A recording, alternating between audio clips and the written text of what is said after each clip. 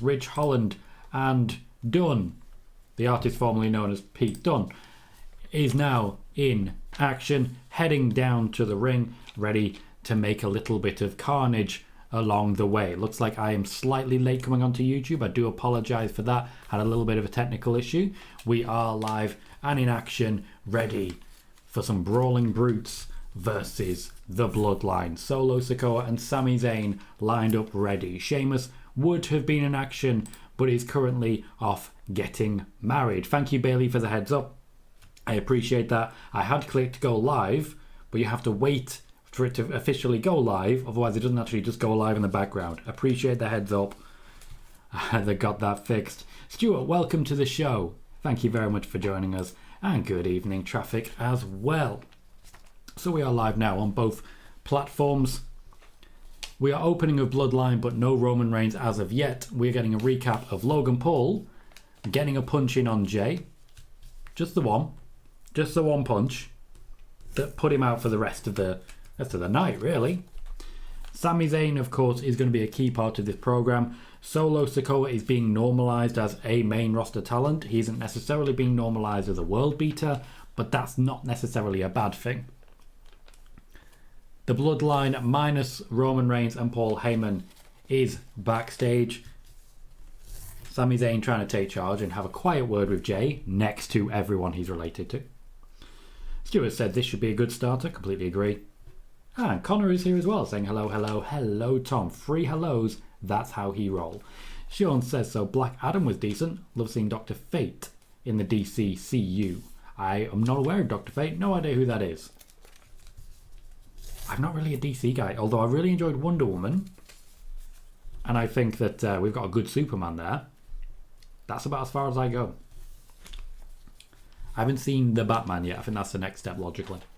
Connor says, it do be how I roll. It do be indeed. Now, I said this earlier, but we weren't live on YouTube at the time. I apologise for that. But if you are looking for a high-octane, high-energy, action-packed stream, why are you here? This is not the place for you. We are chill. We are easy listening. We are relaxed. We have a lot of exclusive backstage news, a lot of in-depth analysis, the experience of myself, Tom Colohue, who's been interviewing talent in wrestling locker rooms for years. That is what you get here on a watch party. We also usually have stats and a little bit of trivia, and of course, every now and then just looking at the action and saying, that was good, that was good. So welcome to the show. Be sure to hit like on YouTube and subscribe if you haven't already. We are chasing 2,000 by the end of the year, and we are not far away at all. Sean says, I'm looking forward to Black Panther Wakanda Forever, finally introducing Namor. No idea who that is either. I'm a movie fan rather than a comic book fan. The only comic book series I ever really read was Sonic the Comic. And I started on installment 101, where it literally the first panel said, kick yourself if you missed episode 100, which I did. Connor says, wrestling is good, isn't it? It is. It is. I mean, I might even say I'm a fan. I'm a fan. SmackDown for a while now has been starting with actual wrestling rather than just the good old-fashioned, well, let's talk about things. It seemed to be pretty much the definitive Roman Reigns promo, but we are instead starting with action. Pete Dunne, newly known as Butch, is in there with Sami Zayn, which is a pretty good spot. Honestly, I'm just very excited to see these 4 go at it. I haven't seen enough of Solo Sikoa, but I'm liking what I'm seeing from him so far. Meanwhile, we know how good the Brawling Brutes can be, and the lack of Sheamus will likely get him a beating, but not too far. Hector says, I'm redefining the word multitasking. SmackDown on my laptop, Modern Warfare 2 on the TV, and that Tom Colohue fellow on my phone. You know, more than 80% of people who watch Tom Colohue watch it on their phone. So they watch SmackDown on TV, and then I'm right there, just in the rear while they're doing it. Not even looking at my face. Not even looking at my face. Traffic says, I was scrolling through YouTube before SmackDown. I've seen Eddie Kingston cut a promo on Jay White. Sounds like a banger of a match. That really does. That really does. I love the concept. Yes, Sean, it was indeed Sonic the Hedgehog. I am a nerd. Connor's a fan. Well, I might be a bit too far, Tom. Keep it back. I know, right? I've met wrestling fans. They're not always what it's cracked up to be. Megan is here, says hello there. Hello, Megan. How are you? When I, of course, say stats, Megan is our stat queen. What can I say?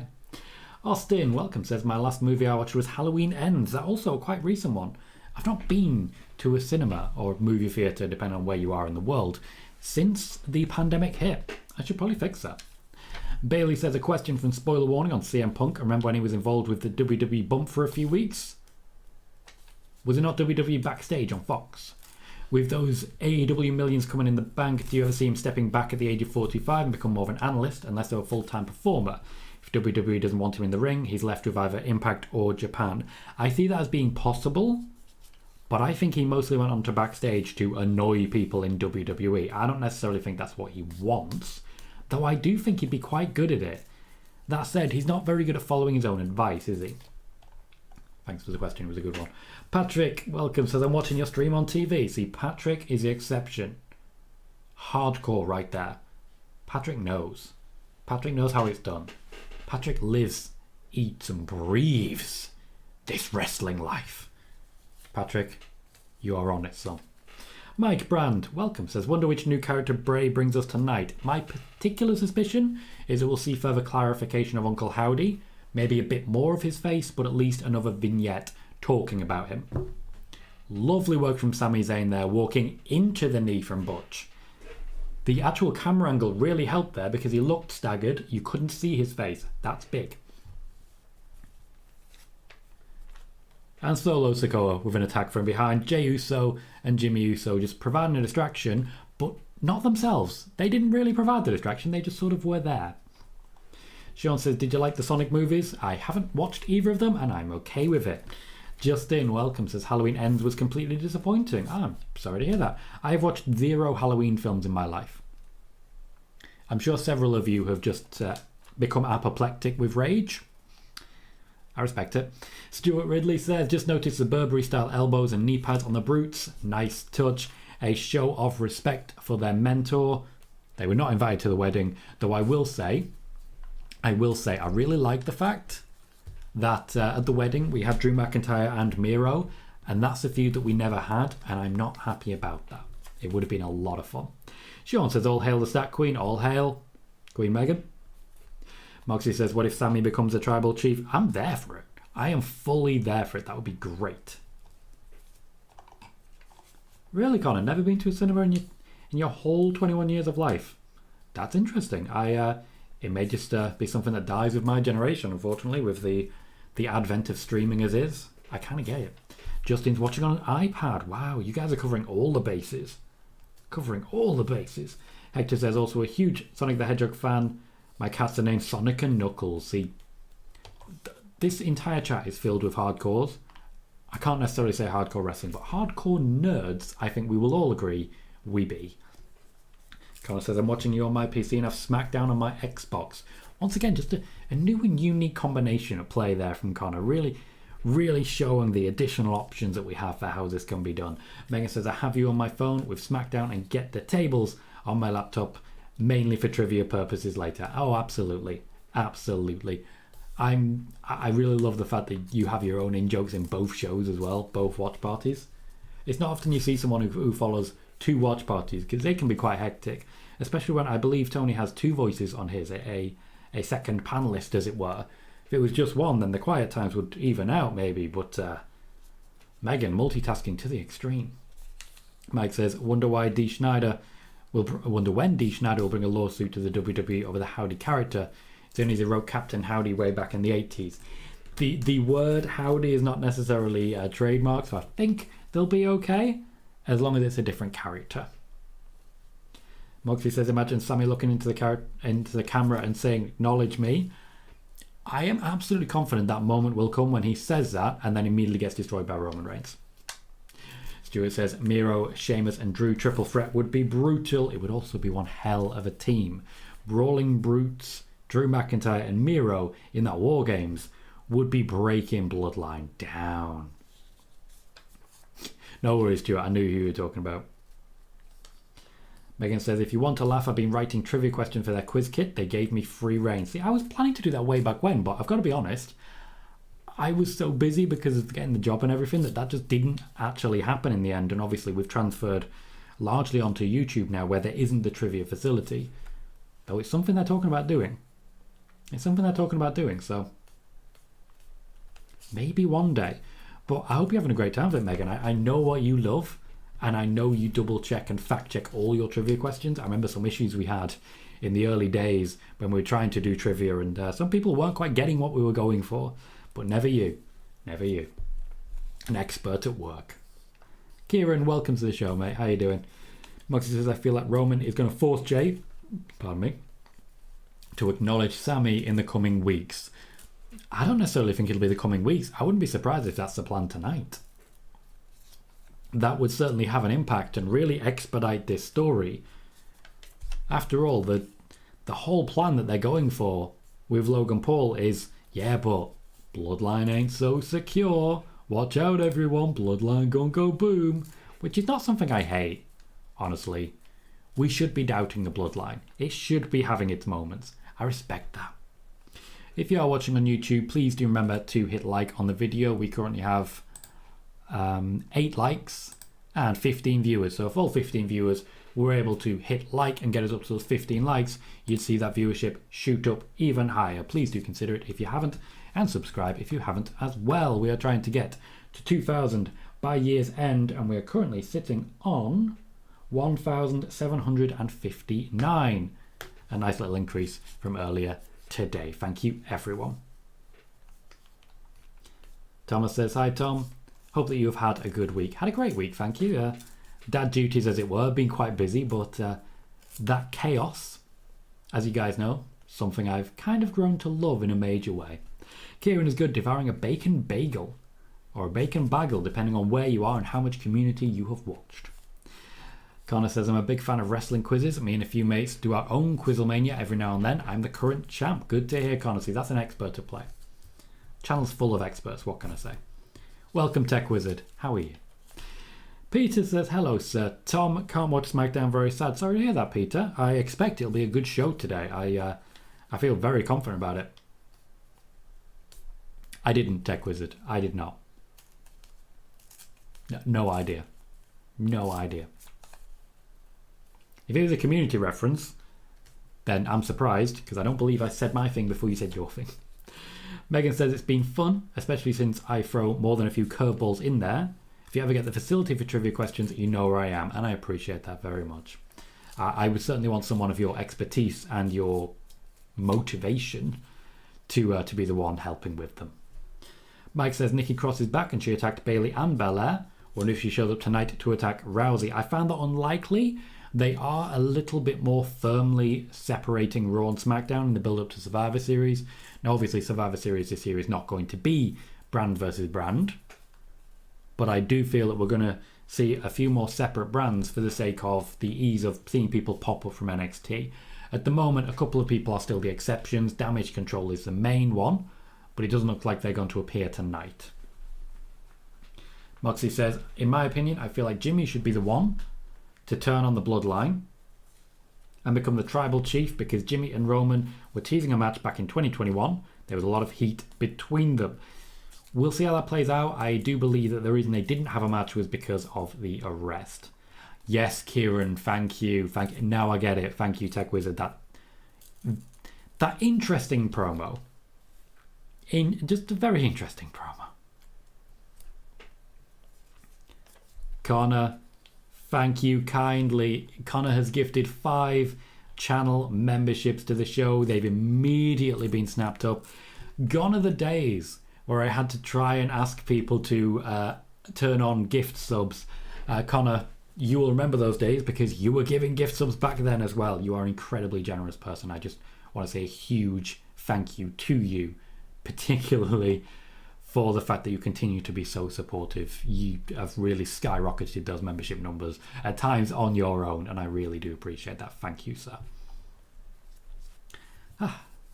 Bailey says, I don't see major plot lines prioritized tonight, as SmackDown is preempted from the main Fox channel in the US tonight, and viewership will be considerably down. While that is true, the intention is to try and get views on this show. Triple H essentially is trying to make sure we get at least above 1 million. We haven't really seen much viewership numbers on FS1 that go above the million. I believe they've only had one show, so a little help in that regard from Triple H is very much what they're looking for. Moxie says the Brawling Brutes have been getting a push lately. They have indeed.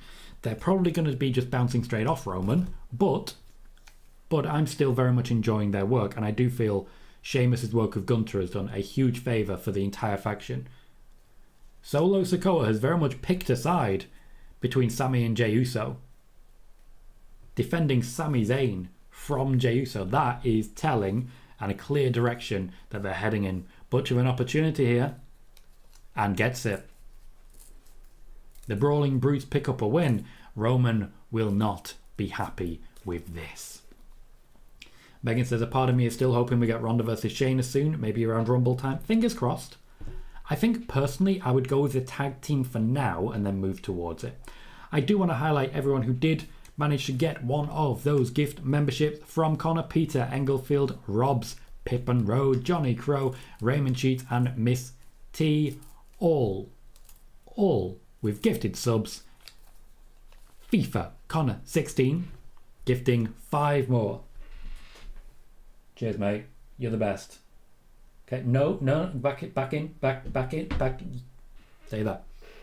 Stay in your cupboard, but you're the best. Thank you, Connor. Appreciate it, mate. Solo Sikoa has very much picked a side. Jimmy Uso is picking a side.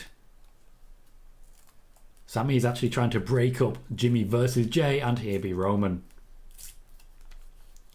It's not even a draw segment, but Roman is not going to be happy. I would imagine he's going to make his entrance during a commercial break. And we're going to have words. Oh, Michael Cole saying daddy's here just makes me massively uncomfortable. So uncomfortable. Hector says the Ruthless Aggression era was my personal favourite. Big part of my childhood. With that being said, was there a wrestler of that era that you felt like was underrated? For me, it was Finlay. Such a good heel. Then they saddled him with a horrendous Hornswoggle storyline. Difficult to say. I wasn't really watching during the Ruthless Aggression era. I think a lot of people did really good work, but it's hard to say one individual. I obviously very much enjoyed Eddie Guerrero's work at the time. I think he was in a world of his own. The SmackDown 6 really stood out, but obviously that's not underrated. It's difficult to pick out an individual who was sort of holding it down solo. Honestly, I would go Trish Stratus for the work that she did. Despite her reputation, I know we can't call her underrated. I know that. But I don't think she gets enough credit for holding down an entire women's division at times solo. Thomas says, really excited to see the plans for Emma if she does return tonight. Me too, mate, me too. Sean says, imagine if Eva Marie answers Ronda's challenge. That would be funny. That would be funny. Funny.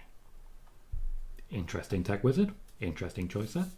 Kieran says, I'd like to see Shayna and Ronda as tag champs first, but I don't know how long Ronda wants to wrestle for. Fair point, she is planned to be here for more than a year this time, which makes a marked difference from her last time in the WWE when she was originally booked for a 3-year contract but only wrestled for 12 months. First person to announce or report that she'd be only wrestling for 12 months?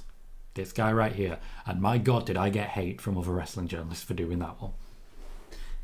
The tweets are still out there. Still out there. Just a lot of unhappy people about me talking about Ronda Rousey. Accurately.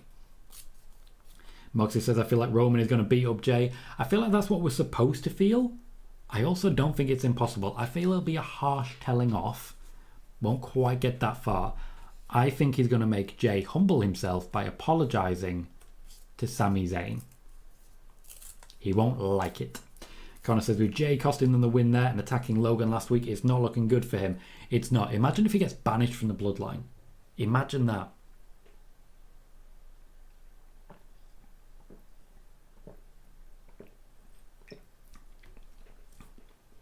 Kieran says Shelton Benjamin was really underrated in my opinion. I do agree with that.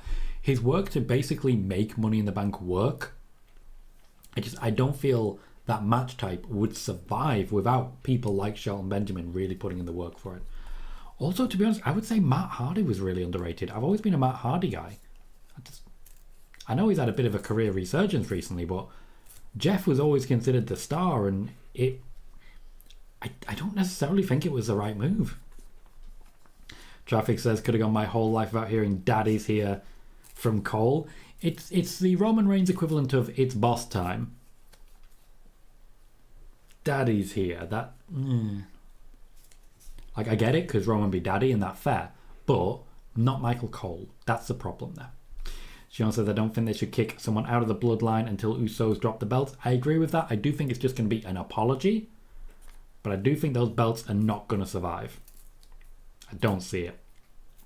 Patrick says I want to see Miriam back in WWE and get a fair deal this time. She definitely would get a much I want to say a fairer shot. Pardon me. But it wasn't anyone's fault that she didn't really get a big shot last time. Also, the rosters are going to be stacked if Triple H continues. Kelvin says, what was the problem about Triple H's Reigns of Terror 2002 to 2005? Well, that might be what I'm trying to say about Charlotte Flair upcoming. Tech Wizard, okay.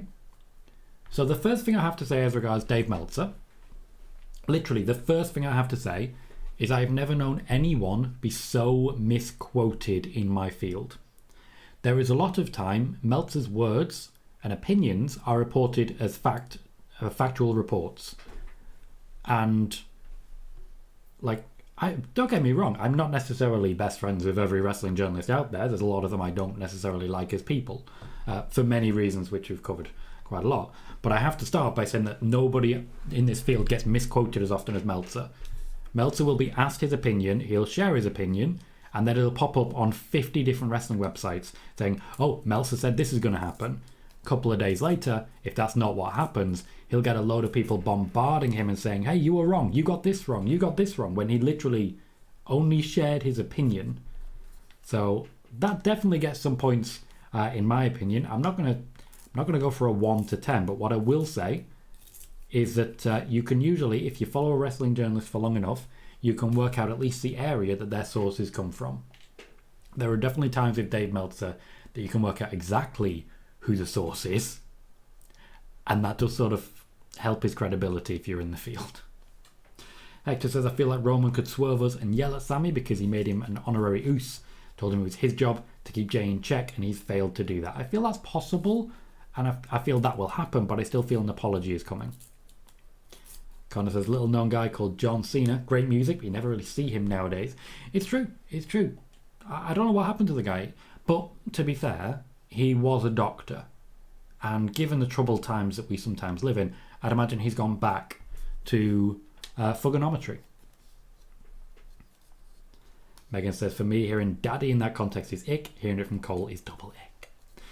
Moxie says, imagine Jay gets banished from the bloodline, then he takes time off till the Rumble, comes back, eliminates Jimmy from the Rumble, then he wins, and Roman's like, welcome back, I don't have to defend the title at WrestleMania. Jay says, no.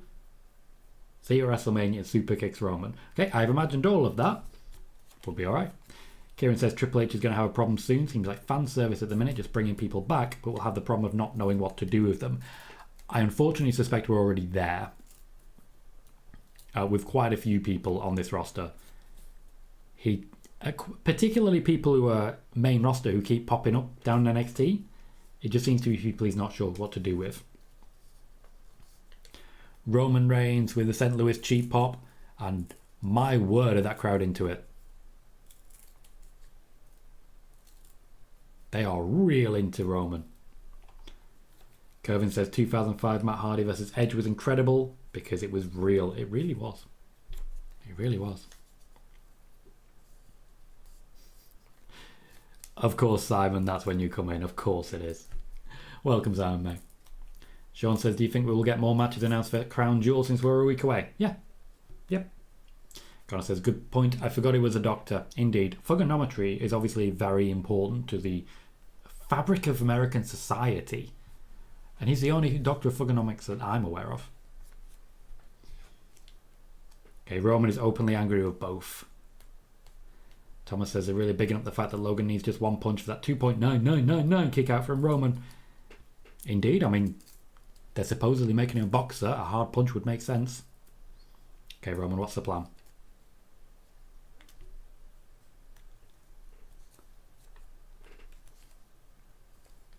This is making it sound like we're going to get a match now. Very unhappy Jay, very unhappy Sami. Sami with a microphone, which is always a good thing. Simon says, Drew, Miro, Jinder are Sheamus' best men at his wedding in New York. Naomi there, but no Jimmy, obviously. Indeed. The crowd chanting for Sami takes a moment to let the crowd power that up. That's standard. Bailey says, Paul Heyman's loyalty to Roman remains some great character work. Indeed, he makes a point of staying exactly where he's needed most by Roman's side.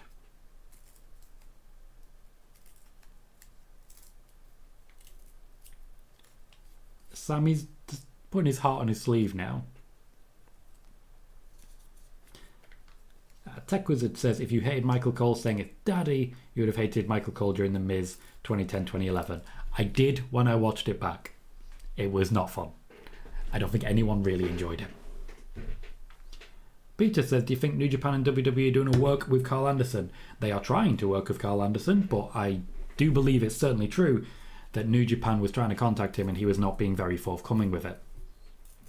That was true. Sean says, I liked Matt Hardy's theme back then. Live for the Moment, a pure banger. He's had some good ones over the years. Sami Zayn wants to bury the ceremonial hatchet. He wants to wipe the ceremonial slate clean. He wants to squash the beef.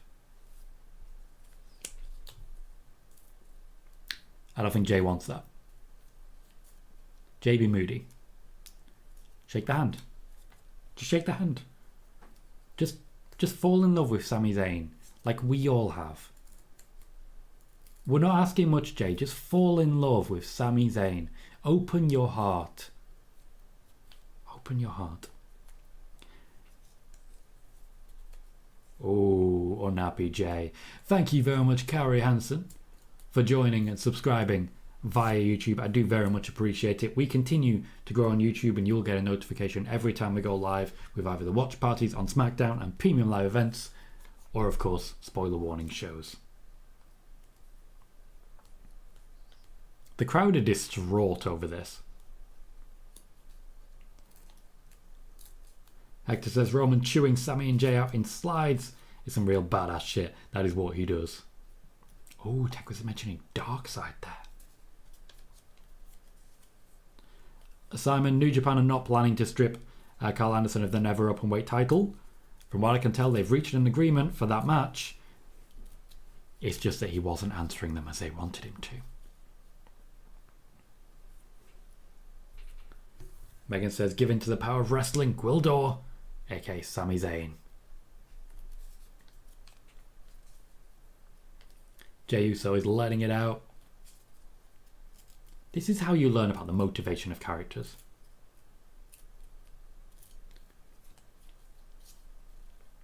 Roman, Solo and Jimmy are just accepting this, letting it happen.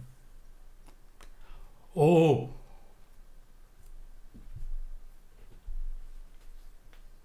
You ever seen a crowd full of people reacting exactly the same way at exactly the same time? This is why the Roman Reigns championship reign has been so long. Give me a you fucked up chant. Just give me a you fucked up chant. Jimmy Uso is hiding in the corner. He just cannot be involved in this. He's hiding in the corner. Roman's going to kill him.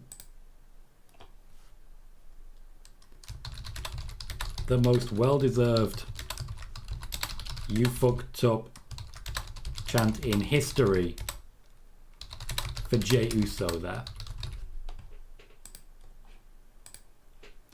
Sami's now trying to save Jey Uso. I don't think you're going to succeed here, Sami. I have to suggest loser leaves Bloodline match incoming. Well, we did mention a banishment potential. Oh. Jimmy Uso just broke. Jimmy Uso just broke behind them. Sami broke Jimmy Uso. He's still not there. He is still not back. His eyebrows are giving us so much away. Jay's gone. Jay's gone. Everyone is going. And the crowd are just enjoying the moment because, like, what is happening right now? They're not even showing Solo Sikoa. They're not even showing him.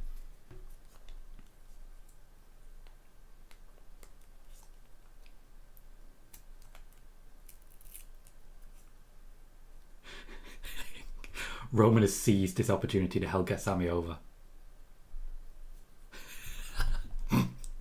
Jay's gone. Jay's gone. Jimmy is hiding. He's hiding.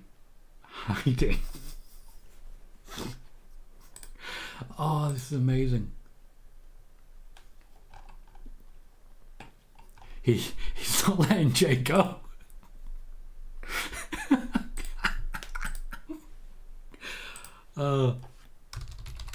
Sami Zayn has broken the entire bloodline with the word Usi.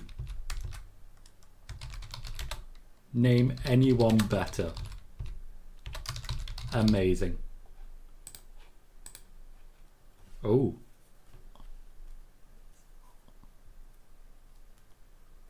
Oh, that... We're back on track now. Roman's decided we've had our fun, we've had our laughs, let's get back to business.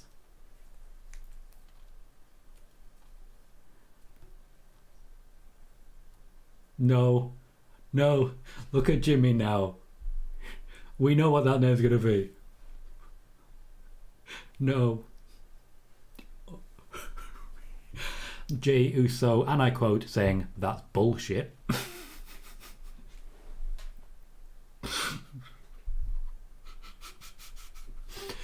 How is this the best thing in the world? Kaori says Jey Uso is pretty much God. Megan says he's done it now. Bailey saying how slow is Roman moving around theirs, of course in response to what Jay said earlier. Megan says I think I hear the chant. Hector says Jimmy covering his mouth is great. Peter says want to see Sami break Solo. Megan says they've all gone. I love this. And Bailey says you know Sami had that one in his back pocket. The camera has gone off Jey Uso.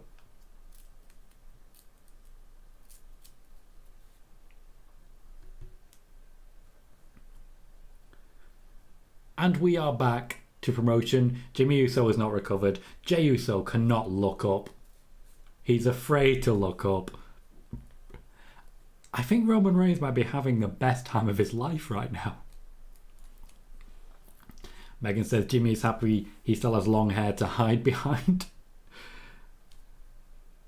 Carrie says, why did Roman Reigns put Sami Zayn in charge? For moments like that, I feel. Are we going to another commercial break? And Roman's just leaving. Oh, it's not a sponsor. Bray Wyatt. Bray Wyatt addresses his demons on FS1 tonight. Addresses his demons. Patrick says Sami is so great. Connor says Sami Uso. Sean is saying Roxanne dressed up as Babyface Bailey for a Halloween-themed NXT live event, which sounds like it's pretty cool. I'll have to check that out. Bailey says some of the best writing WWE has done since a Festival of Friendship, which I completely agree. And Traffic says I can picture the Bloodline sitting in the circle in the back just laughing like that 70s show at Usi. They clearly were not prepared for it. They clearly were not prepared. Kieran says I hope they do actually announce him as Sami Uso for one. Thank you very much, Tech Wizard, for following on the Twitch side. I very much appreciate it. We are continuing to grow exponentially because of the work that we are doing right now. We are still trying to grow as well we can to get to a point where I can potentially be doing this full time. Now, obviously, we're not quite close to that anywhere near at the moment, but I do feel if we reach about 10,000 subscribers, I can do this full time. I ain't chasing that right now. By the end of the year, I'm looking for 2,000. 2,000. We are right now at 1,762. So just under 250 left to go. If you can, please remember to hit that thumbs up. It does make a massive difference to the show. If you're a fan of the word Usi, you are in the right place. Absolutely. Megan says you just know the second they get backstage those guys are cracking up. Well, they did it in the ring. How can they not? Hector says give me the Sami Uso shirt yesterday, just take my money. Hector, you are absolutely spot on. Pirate it, trademark it quick, it'll all work, you'll make a ton. Mike says, so funny how Jay could not hold character and had to hold his head down not to show him laughing. It was supposed to be a serious moment and everyone was just giggling to themselves. Moxie says that was the best segment. Stuart says that was class. Carrie is just confused. WTF Usi. And Connor says, so Tom, how Usi are you feeling? I feel quite Usi with my Roman Reigns merch next to me. Now, admittedly, my actual little Roman Reigns figurine is downstairs next to the TV instead of here in the office. Here in the office I have a Seth. Well, Seth Rollins. It's actually got the little belt buckle. But I don't have a Roman. If I did, then I would feel very Usi. But being upstairs, I am lacking in Usi at the moment. That's going to be my thing from now on. Like, level of Usi. Like Chris Akabusi? Is that where it's come from? Usi. That is amazing stuff. And it really proves that you don't have to be constantly threatening. You don't have to be the most amazing wordsmith. You don't have to be involved in 60-minute bangers. Sometimes you've just got to be a little bit weird. Sami Zayn continues to prove what it takes to get over. You don't have to be in 60-minute bangers. You don't have to be a giant. You don't have to be cutting 20-minute soliloquies. You just have to be just the right amount of weird. The man is amazing. Absolutely amazing.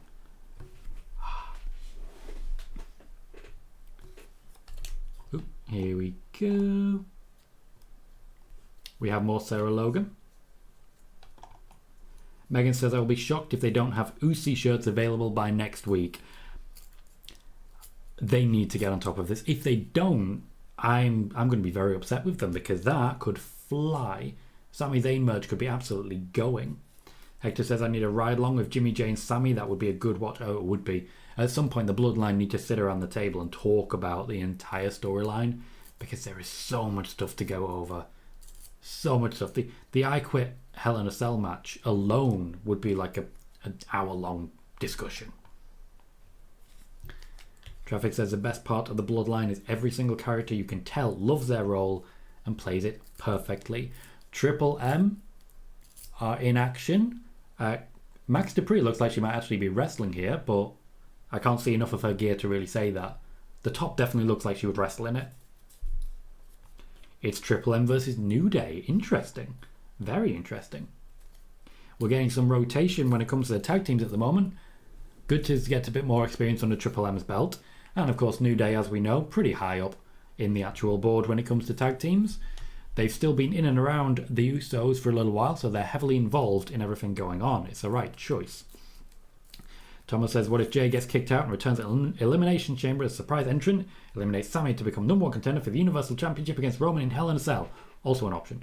Kieran says you need to add something to the walls to make the stream a bit more Usi. You know what? I get what you're saying. Name drop of Tyler Breeze backstage. If you were watching Spoiler Warning earlier, I may have talked about Tyler Breeze ever so slightly. Just something down here. Just the word Usi. Sneak it in. Moxie says, Tom, do you think Roman will be at SmackDown next week? I do. After all, he already is there. Patrick is, unfortunately, says, I guess I'm not very Usi. Well, Patrick, if I can give you some of my Usi, I would. It's getting worse in my head. I'm going to stop. Carrie says there should be the Bloodline versus the New Day and Mark Henry. Why Mark Henry? He doesn't fit the New Day at all. Stuart says it's going to be a new T. It should be. Sean says thoughts on Liv Morgan's performance in Chucky. Didn't see it.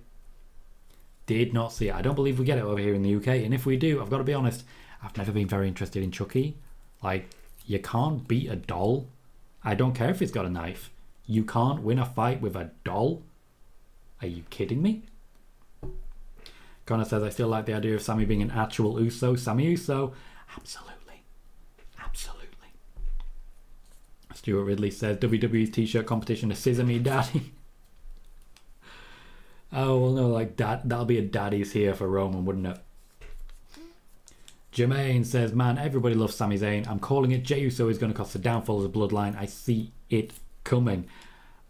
I still hope that this takes Sami all the way to the championship. I genuinely do. That would be a wonderful thing if you ask me. Jermaine says he can tell the Bloodline is more like the Godfather 2 storyline where Jey Uso playing the role as Fredo. Indeed. Indeed. Kieran says the TV show is terrible anyway. Fair. The movies are decent. I've watched some of them. Mike Brand says now Sarah Logan is back and with her husband in the Viking Raiders. Does Liv leave her alone, or does her crazy side attack her for being gone so long? I don't think they'll engage for a while. I think it'll be about a year before they engage, at which point Liv Morgan will bring the Sarah Logan back out of her and then they'll be a tag team again. Sean says Daddy's here. Tommaso Ciampa? Nope. Roman, mate. Roman. Carrie says if not Mark Henry, then who? Any number of people. How about Tyler Breeze, the fourth member of the New Day? Like, there's a reason they just mentioned him. He's been referred to several times by the New Day as the fourth member of the New Day. Hey, Ghost, how you doing? Says, hey, Tom and chat. Hope everyone's feeling real oozy tonight. Well, Ghost. Mr. Reporter Man? I'm a broken man. Not enough oozy in my diet. Again, the more I say things, the more I want to stop saying it. It's starting to feel like a dirty word. I just don't feel that comfortable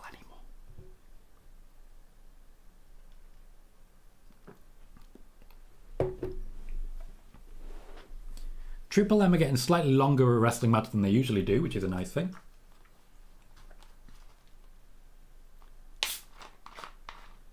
The commentary team has wandered away from this match entirely. Like, they've entirely lost track of everything going on here. Kofi Kingston tagged in.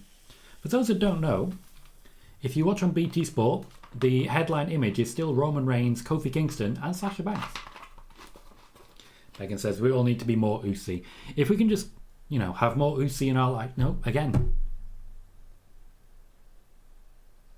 If in our lives we can try to be more oozy, then we absolutely should. There it is. I'm saying it wrong. It's entirely on me. It's entirely on me. I need to learn to communicate better. Communicate your oozy. That's what I'm saying. That's what I'm saying.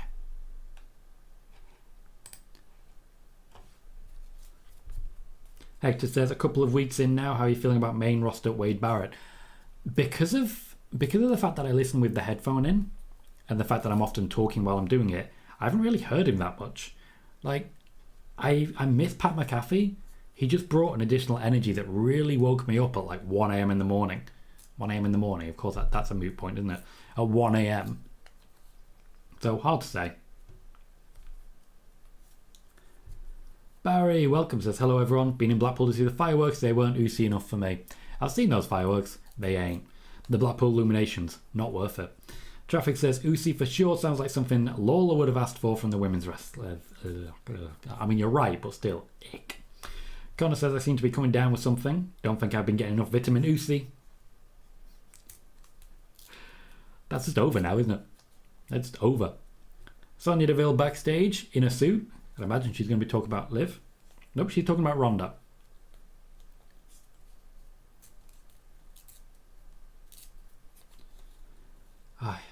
Jermaine says Maximum Male Models needs Tyler Breeze to join the group. Why? Because he completes the gimmick. To be fair, Tyler Breeze could literally work in either of those teams that we've just seen. Well, Kari, it's not just me. It's literally everyone here is dropping this. I have to say it. I'm reading their comments. Liv Morgan is once again attacking Sonya Deville backstage.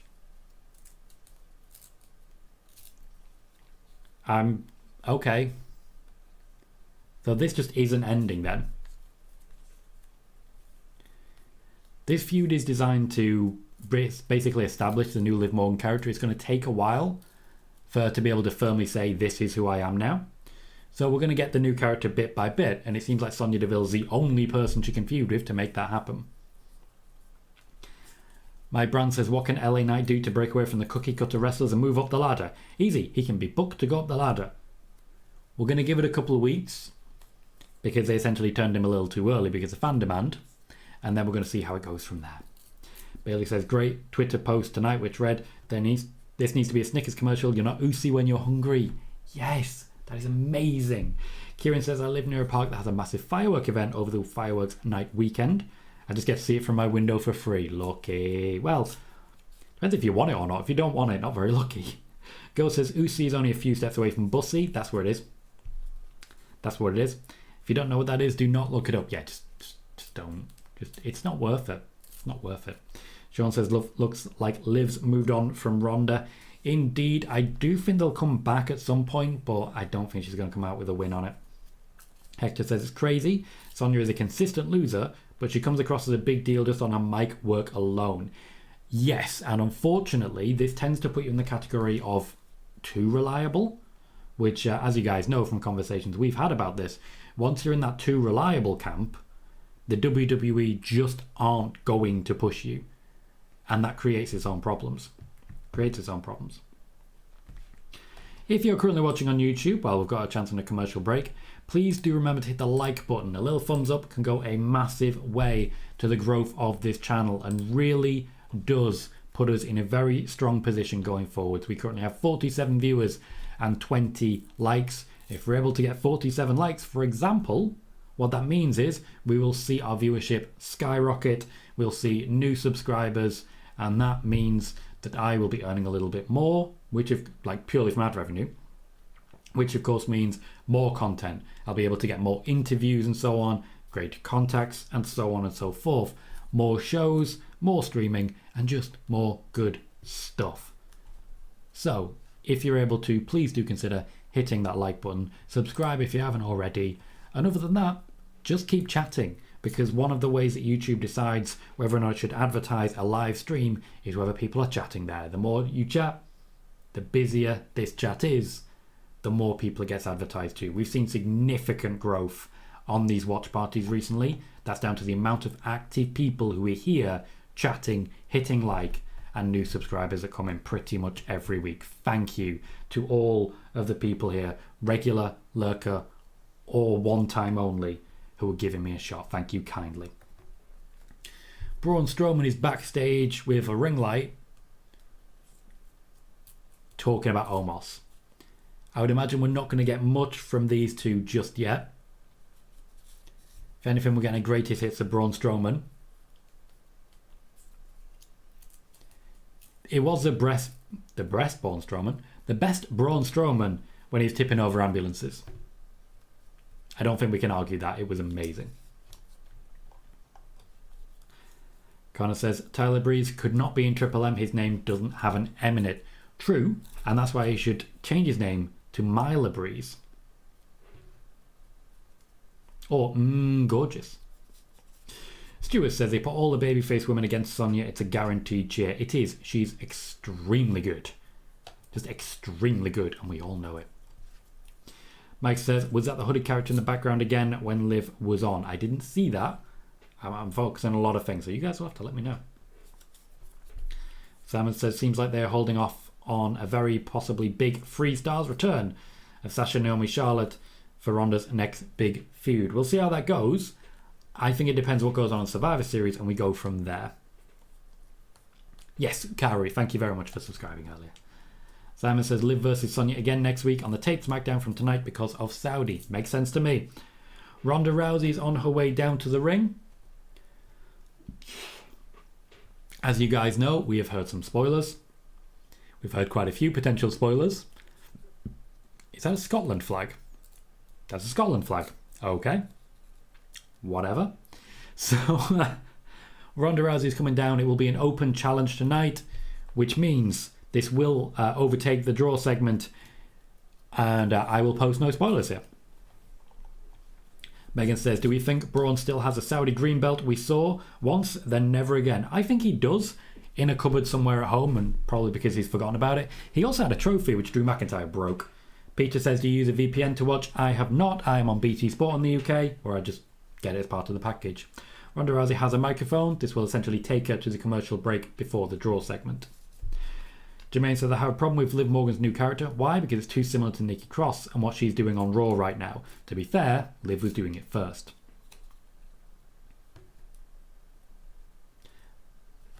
Barry, I don't know how to completely erase your browser history, but I suggest bleaching your brain. Also, I do not suggest bleaching your brain. Dangerous. Stuart, I've not seen the logo, so I'm not sure. Sean says, Ronda not the draw segment. Ronda will be the draw segment. She will be wrestling during the draw segment. After all, right now, she's just healing it up to make sure whoever challenges her gets a big pop. Moxie says, Braun's not being too oozy. Kieran says, do you think the person who answers gets a decent pop? Yes, I do. But at the same time, I don't hear anyone chanting her name. Oh, Corey. Okay, thank you, Corey. Hector says, could you ever see Ronda's husband Travis Brown in the WWE? Yeah. There was some interest in that way back when. Okay, we are 5 minutes to the hour. This is our draw segment. It will travel over the draw segment. Who have we got? I know, Megan. I know. I thought you'd enjoy that. I was waiting for you to react a bit more strongly. Emma. Notice not to Neil Dashwood. And it's not a huge pop. That's not a big reaction at all.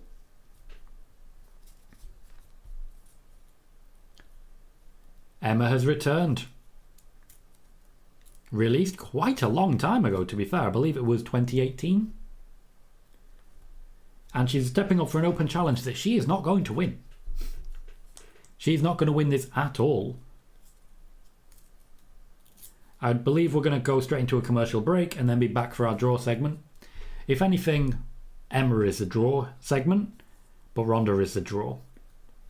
Not a surprise to me. I expected this to be our draw segment. It makes the most sense. But I think the WWE are probably going to be slightly disappointed with that reception. Just a little bit disappointed with that.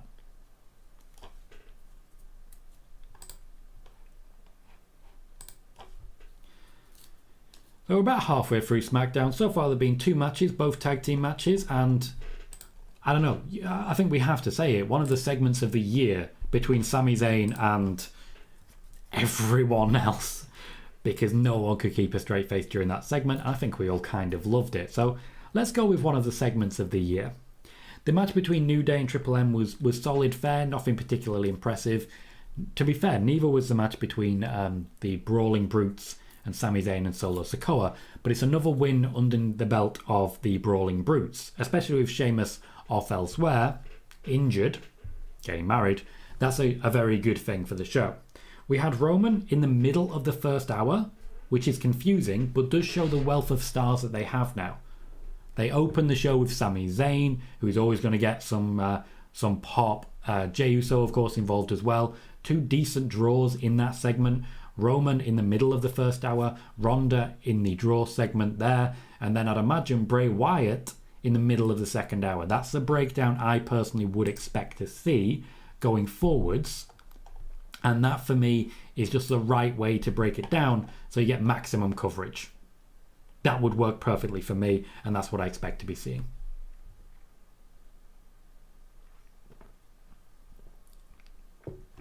Bailey says, not surprised. She was not that big a star when she left. Probably the same pop if Ember Moon was a choice instead. Very true. Also, let's be fair, the news did get out, and that will have had an impact on the overall level of excitement for it. Corey says, did you see last week? I did. I was live for a SmackDown watch party last week. I'm in fact live every week, so I did indeed check it out. Simon's okay, reading someone else. Connor says, I was never a fan of Emma too much, but nice to see her back, I suppose. I don't think I saw enough of her. I know a lot of people were big fans of Emma, but I never saw enough to really know why. Hopefully that's going to be different, but...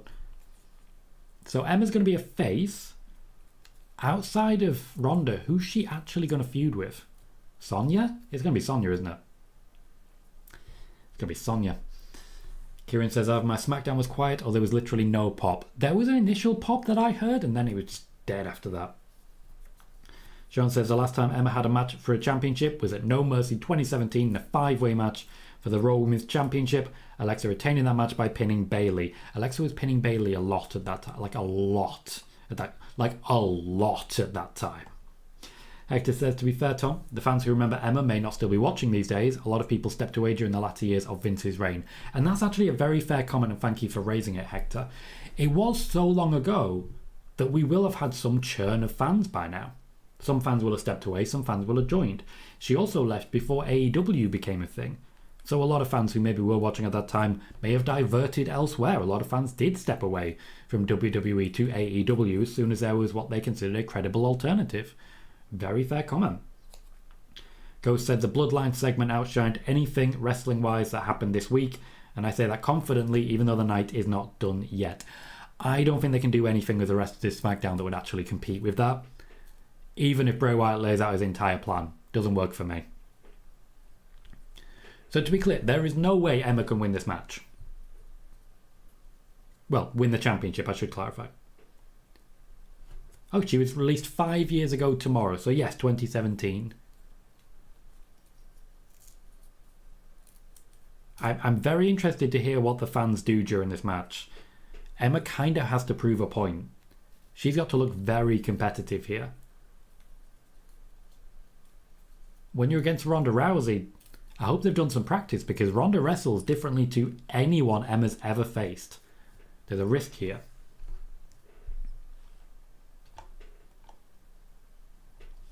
Kieran says heel Emma was great. Didn't see enough of it. Sean said she could feud with Shayna. That's a fair point. I could see that working. And Connor says I can never unsee Emma doing a stupid dance with Santino. Yeah, there are some times when you just don't want to see things. Corey says, do you still watch NXT? I'm off and on NXT. I watch it sometimes. I don't watch it all the time. I don't know. It's never really gripped me, NXT. I like the ridiculousness of main roster storylines. Jermaine says Emma's reaction is to be expected because nobody's seen or heard from her in years since she's been let go for the WWE, and it really shows how many people actually watch TNA lately. Very true. Very true. TNA's viewership has tanked. Barry says Emma could well bring Impact's 14 viewers to watching WWE. Hurts, but is also kind of true. Simon says, I guess the only women's match in Saudi is possibly triple threat Bianca versus Bayley versus Nikki Ash. Bayley wins world title by pinning Nikki Ash. That's possible. There are plenty of other possibilities. For example, a rematch between Liv Morgan and Sonya Deville. A rematch between Ronda Rousey and Emma. But I think you are right, and that's what we should be expecting, a triple threat there. Girl says they don't even have an updated render for Emma yet. Did they use an old one? The tarantula's good. That's Emma starting to be in the ascendancy here a little. She needs that. She needs to show what she can do and prove that she belongs here to fans who aren't, pardon me, who maybe aren't familiar with her. Not the best crossbody. Ronda is physically dominating her, I'll say that. Bayley says, would anyone other than Becky, Sasha or Charlotte have got a big pop if she had come down? Alexa Bliss might have got the same reaction. Yeah, a few, but only a few names. I've said it a few times, but I'm going to say it once again. Rosemary. Rosemary would have got a hell of a pop. Megan says, if my numbers are right, SmackDown now has more women on their roster than Raw does. Is that more women wrestlers? Or is it more women in general? Because, for example, Max Dupree may not quite fit into that level, but I do think you're right at this point. It certainly had the roster expanded. Simon says, Tennille Dashwood was a very lackluster babyface in Impact, with a much better heel in Impact. I've watched every match she's had in Impact the past 5 years. Doesn't sound like a lot of other people have, I've got to say, unfortunately. Patrick says, I love them giving us background on Emma now. Yeah, they're certainly explaining a lot more for fans who may not be familiar.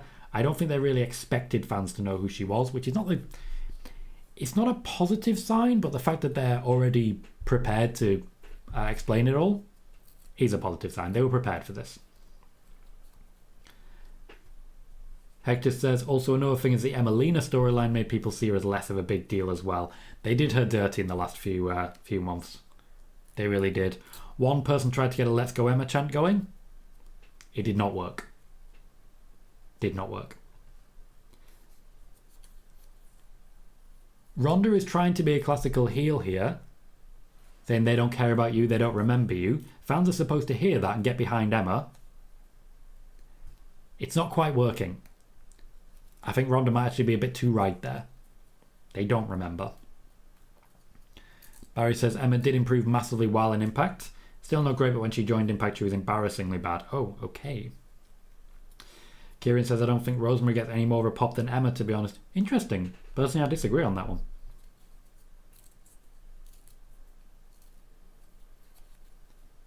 It was a sloppy clothesline to come down, but I can't say she's standing out from anyone else on the roster so far. When you have the option to, for example, throw Zelina Vega, Xia Li, Shotzi, Lacey Evans in there with Ronda instead you add someone new who... A number of stutter steps just happened. You have to take a moment to get used to wrestling Ronda Rousey. She wrestles differently to anyone else. You have to keep up step. Megan says, I didn't include Maxine but did include Scarlett. I think that's fair. Also included Sasha and Naomi as they're still listed on the SmackDown roster. They actually become equal numbers if you take Scarlett, Sasha and Naomi out. See, that's the thing. It probably does feel still like the SmackDown women's roster is smaller. You see a lot less of Xia Li, for example. And obviously Sasha and Naomi not there right now. Ronda Rousey at the top of it though, she needs new challenges. And there are a lot of people she could even briefly just get into a feud with. Even just someone you have one match and pick up the win. Zelina Vega there is a perfect example. It would help Zelina Vega and Legato del Fantasma's storyline. I'd be happy with that. But it's also someone you don't expect to see winning. What is happening here?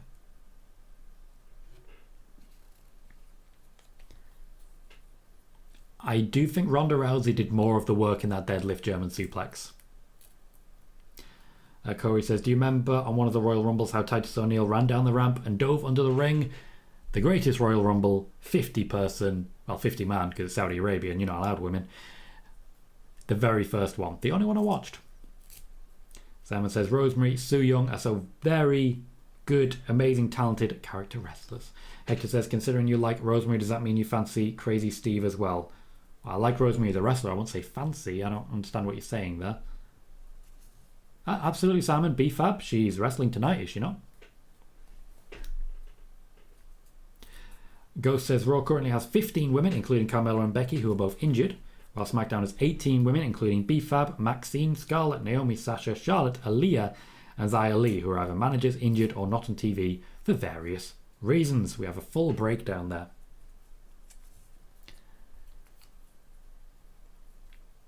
So you see what I mean about the match taking over the draw segment. The match has only been about, what, 5-6 minutes? Emma's tapped. Not a surprise. Again, not a surprise there. Ronda was always going to win. As with everyone that Triple H is bringing in, they are mostly starting way down the rung. And to be fair, that's what it has to be. That's the way the Triple H does things, and if that's the way, then that's the way. Emma, to Neil Dashwood, returned to the WWE in a losing effort against Ronda Rousey. Triple H is certainly retraining the audience to expect losses where you might previously expect an obvious win. Crown Jewel will be Bianca Belair versus Bayley in Last Woman Standing. That should be fun. The Usos will take on Butch and Ridge Holland. That makes a lot of sense considering what's just happened. The Brawling Brutes get an opportunity once again at the Tag Team Championships. They did fail last time, but we'll see how it goes.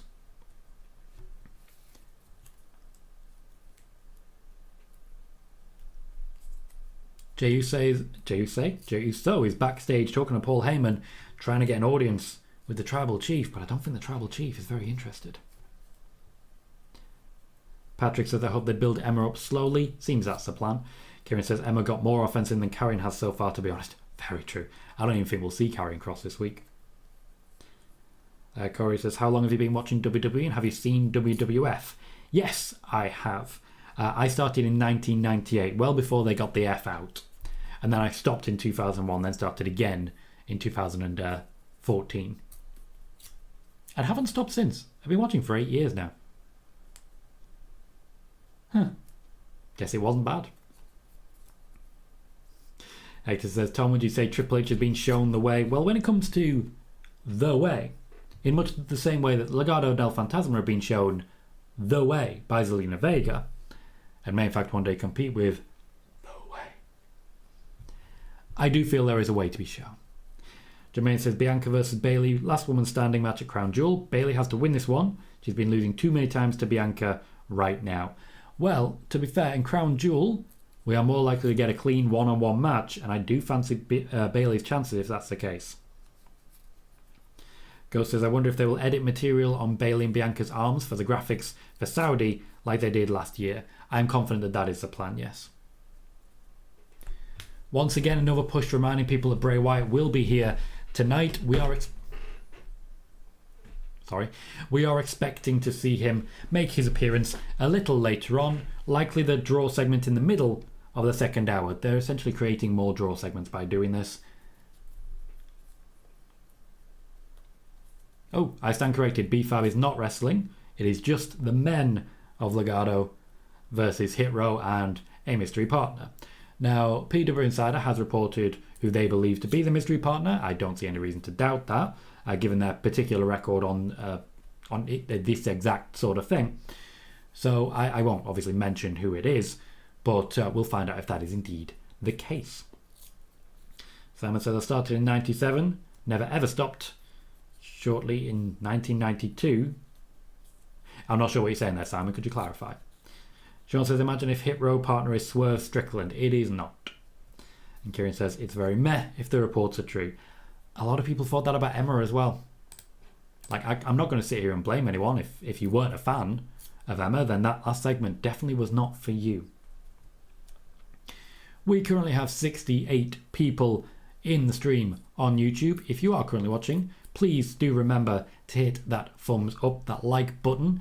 We currently have 26 of those. If we were able to get more likes, that means we get more viewers. That means we get more likes, more chat rate. And before you know it, we're getting more subscribers, more members. And everybody who checks an ad, essentially, is doing me a massive favor as well. It really does help us grow. It puts money directly into my pocket, pays the bills, keeps the lights on, and helps me to make sure I can keep giving you the news that I gave you on Spoiler Warning and keep these shows going. I do implore you, if you can, to hit that like button if you're able to. We currently have had 2,075 views for this watch party, and we've only been going for an hour and 10 minutes. The watch parties have been gaining a lot of traction recently, guys. A lot of traction, and the main reason for that is the generosity of the people here.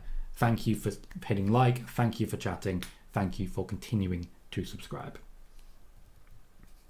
Simon says, people saying Bianca never loses. Tom, she's lost twice the past 2 weeks on Raw. Yes, she has.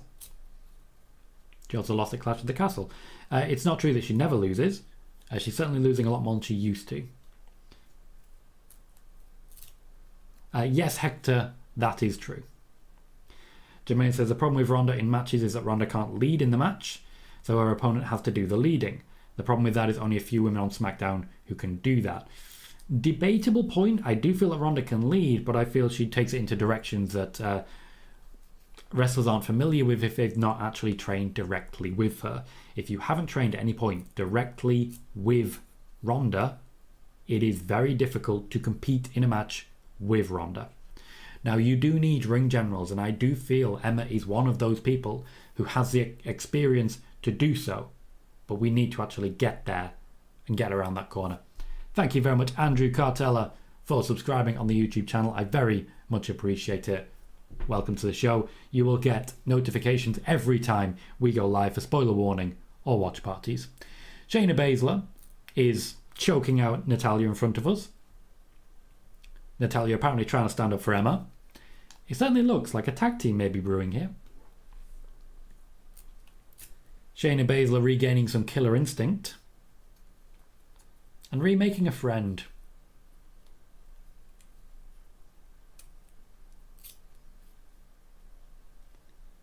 That's a brief, simple backstage segment that tells us what's happening with Shayna Basler. And she's just back involved again. Always a good thing. Ghost says, I'm okay with the reveal if the reports are true.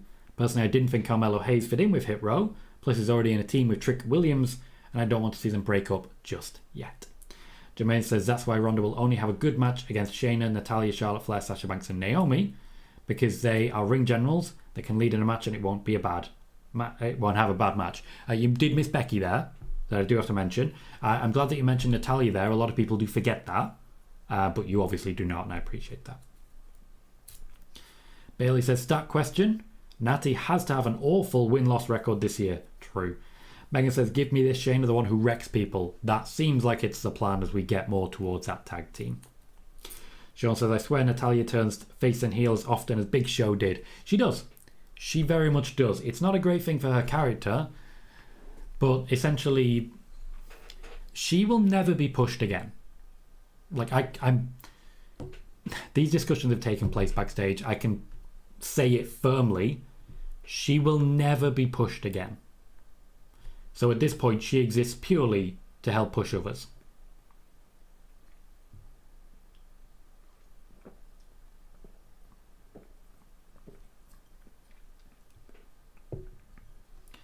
Good reaction to Hit Row? Good. I don't think I can sit here and say a great reaction. That would be a lie. Top Dollar's wearing himself a mask. Balaclava? He's wearing something. He's taking the piss out of Legato. B-Fab speaking for the group. I still know very little about Ashanti the Adonis, other than obviously that he's the Adonis, which I have to respect because Adonis. It is indeed Shinsuke Nakamura who is backing Hit Row. Also color-coded, which can I just say is a beautiful little touch. I have nothing but respect for that color code. Like, well done, Shinsuke. Respect to Shinsuke Nakamura for color coding with his tag team partners for tonight. Hit Row. Actually, a good call there from Michael Cole saying that B-Fab is not wearing heels. She's there for a fight, which you should be. You're a wrestler. You should be ready to fight. And we are off, and this is looking Texas Tornado at the moment. B-Fab will not get out of the ring. Zelina Vega will not get into the ring. This is the most black and white ring I've ever seen. Megan with the stats saying Natalya has 12 wins and 63 losses in 2022. Wow, Megan. Wow. Kieran says the start of the Killer Shayna has started. The start has indeed started, and you are absolutely right, sir. Bailey says Natalya is the women's version of Dolph Ziggler. Safe worker, elevates talent, but no longer a champion. And that is exactly what the situation is. She will never be pushed again. She will only be involved in order to support someone else. And she's happy in that role. KJ says, what's up, Tom? Welcome, KJ, mate. How you doing? Thanks for joining us. Hope you're having fun on SmackDown. Have you been watching SmackDown? Because that Roman Reigns segment. Jermaine says, I don't need to see the match at all. Just give me Santos Escobar versus Shinsuke Nakamura. Now that's a dream match. This may be the build towards it. This may be how we start. Legato have been beaten up, and B-Fab has just kicked Zelina Vega.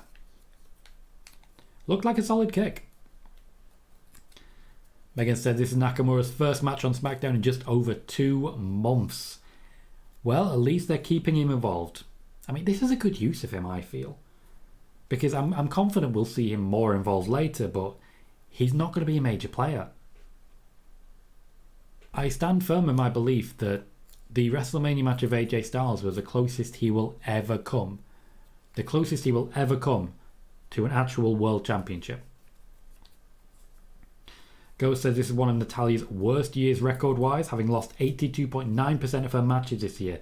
Tag team stats from Megan and Ghost there. We're suddenly getting all the stats and all the facts, and I wholeheartedly appreciate it.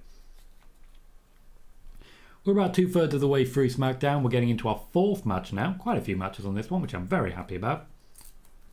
Still a little more to come. But right now we're on Hit Row.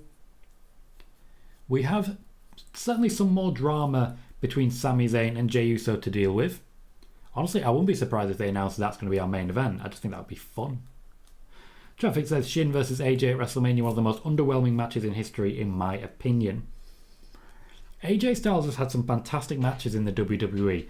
Against Shinsuke, I thought he did some great work, as did Shinsuke, but I do feel it was overhyped for what they eventually delivered. I feel, knowing that they had months of feud still to come, they held back. I also feel that's true of AJ Styles versus Samoa Joe, because if you look at, for example, AJ Styles versus Brock Lesnar, that was an incredible match. That was incredible. But it was a one and done. So I do feel AJ is often told, stay within yourself. Even his feud with Daniel Bryan, great match after great match after great match. But we can't sit here and say they had one amazing match.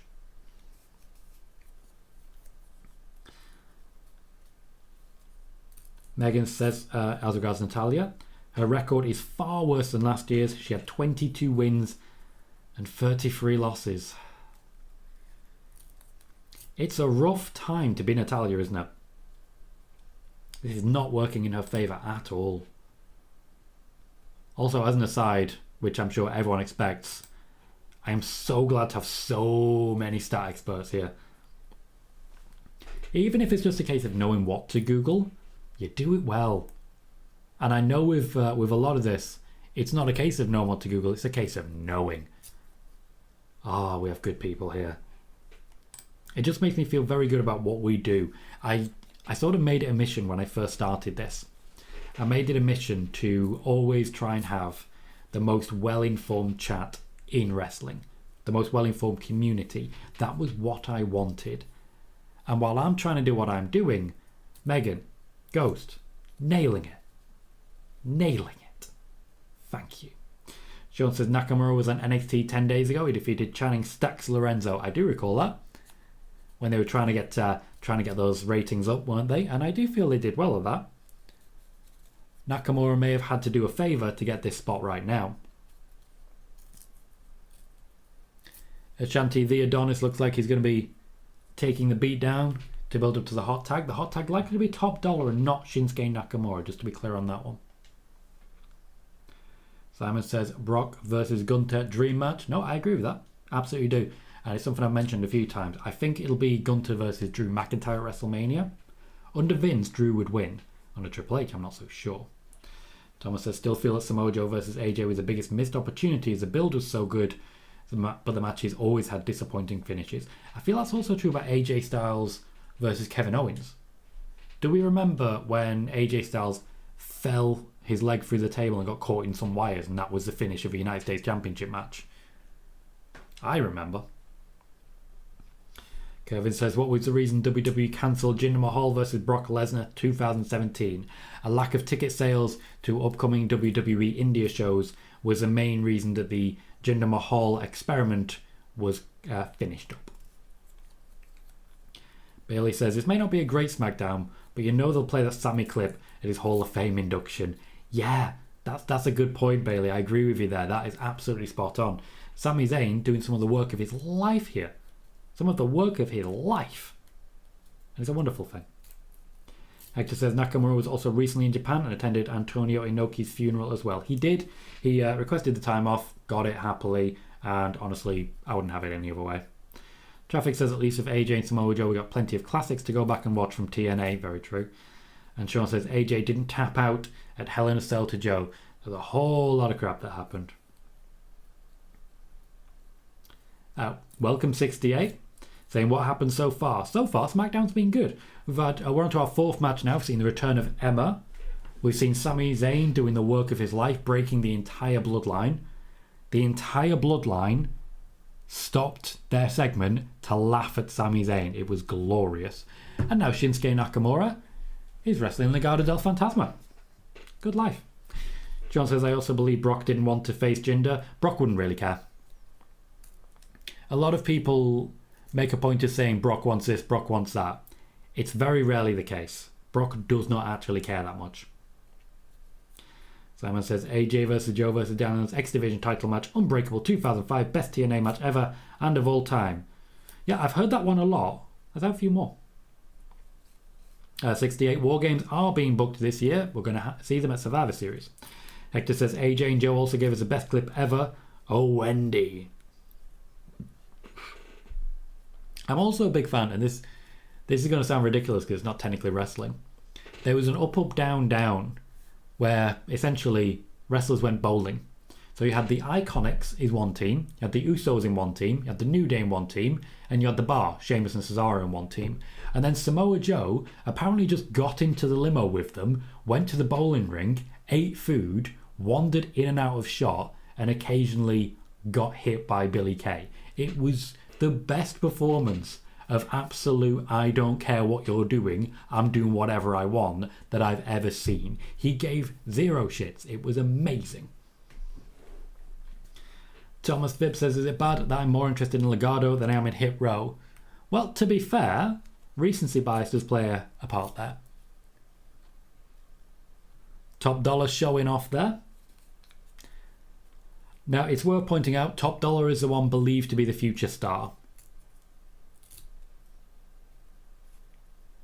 And with Top Dollar as the planned future star, he will always get the shiniest moment. Now, admittedly, Shinsuke Nakamura there was the shiniest wizard, but not the shiniest moment. Go says, surprisingly, Natalya does not have the worst win-loss record in the SmackDown locker room. The honour goes to Sonya Deville, who has 1 win, 1 draw, and 33 losses, resulting in losing 94.3% of her matches this year. Wow. Wow. And yet Sonya Deville still feels like a big deal. Traffic says, I feel like Brock can care less what matches he gets, and the outcome, he just wants the big bucks. Yeah, as long as he's getting paid, he does not care. Oh, 68. It would definitely be Bloodline at the minute versus Fight Night, but I do feel versus the Wyatt 6 would be fun. As regards the female competition, Damage Control, I personally put Sasha and Naomi in there, what can I say? And then on the other side, I would definitely put Becky and Bianca. Paul Heyman is for some reason showing footage of Logan Paul boxing. Gervin says Emma's return was the worst kept secret. Corey says, I'm more into Raw, but I still like SmackDown. Raw has been the better show for a while, though I do feel that SmackDown, now they've got a few more names in there, is really working for me. Did it, KJ? Did it? What have I tweeted? The colour coding? The colour coding? Huh. Connor says, talking to Samoa Joe, his best promo was that one in the build to the Chamber match where he just insults everyone. Where he comes out as Randy Orton is just loving every second of the whole thing. I would love it. We're getting competitive stats, aren't we, guys? We're getting competitive stats. I'm loving this. Megan says, Shotzi's not far behind on the loss front. 4 wins, but 32 losses, 88.9%. 68 says, what are your predictions for Crown Jewel? Roman destroys Logan Paul. The Usos retain. Basically, just everyone retains.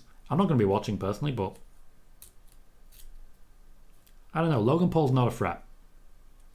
Kevin says, WWE need to move Dana Brooke to SmackDown. Dana Emma tag team. Yeah, I don't see it really. Bear with me.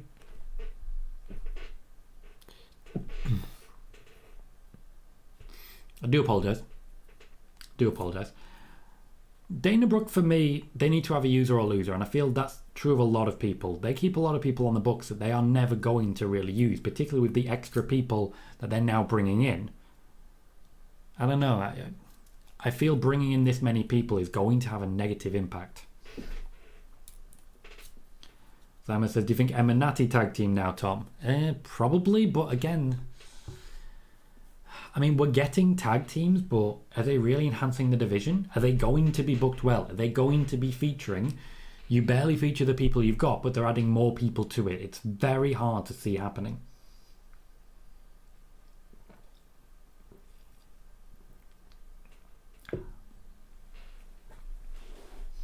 Hector says, alright Tom, you've mentioned that Triple H is booking more people to take losses we wouldn't expect to lose. In your opinion, how do you feel this tactic works on main roster when it comes to affecting building up stars? I feel it will have a negative impact on the main roster because you've got a lot less people being protected. I do feel it will be more coherent storylines, so I feel what will happen is that the most pushed will not rise to the top. The most charismatic will. Sami Zayn. Sonya Deville, terrible win-loss record, but she's Sonya Deville. You get it, you know? There's an appeal there that goes beyond it. So I feel less people will rise to the top, but those that do rise to the top will be big deals for it. Gotcha, KJ. Thank you for clarifying. Thank you. 68 says Lashley versus Brock. Lashley. I have Lashley for that one. Traffic says Paul Heyman, the GOAT of building up an opponent, even working his magic on Logan Paul, which would not be easy because most people still don't know much about her. Sean says, I'm surprised WWE hasn't cut the 24/7 title yet. We never see it anymore. It's mainly on main event. Triple H has essentially washed his hands of it, and other people are booking it, and that works for him. Kervin says, I don't see Xia Li on TV. All right. Jermaine says, you have to remember, last year Natalya was one half of the women's tag team champions with Tamina, so she didn't lose that much. Very true, but where's Tamina gone? Wasn't she getting married a while ago?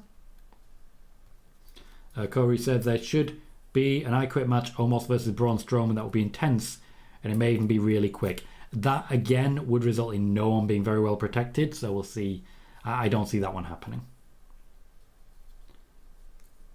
Moxie says, we all know how the Roman versus Paul match is going to play, probably.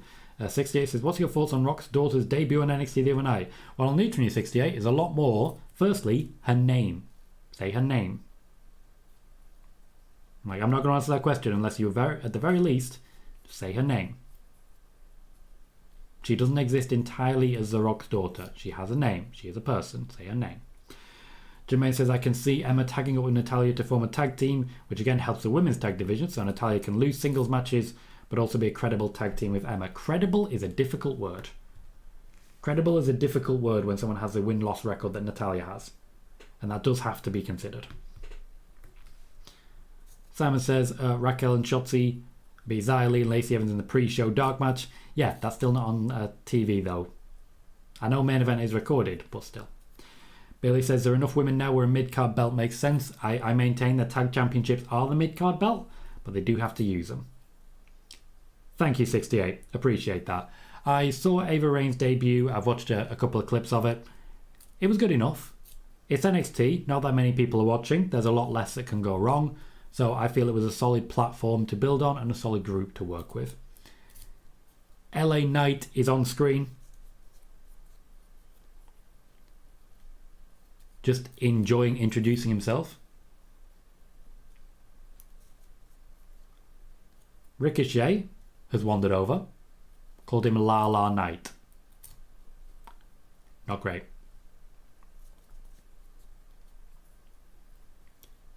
This suggests our first feud. Not likely to be a pay-per-view feud, I'll say that.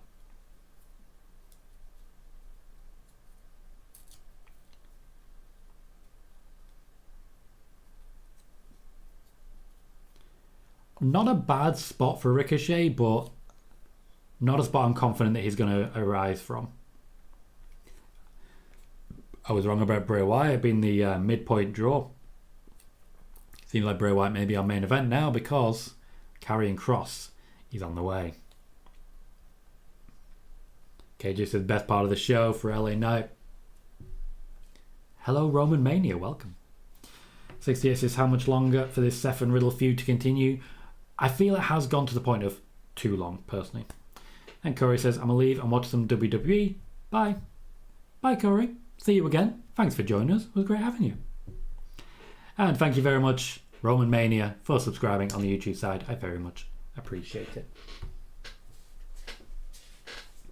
Dylan, I do more than shout-outs. You see, on these watch-alongs, I make a point of reading out everybody's comment. Everybody's comment. Or at least I try to. If you're talking amongst yourselves or it's something I've already answered, I won't really do that. But I don't really need to give you a shout-out because I read out your comment. Welcome, Dylan. Megan is happy with LA Knight versus Ricochet. Me too.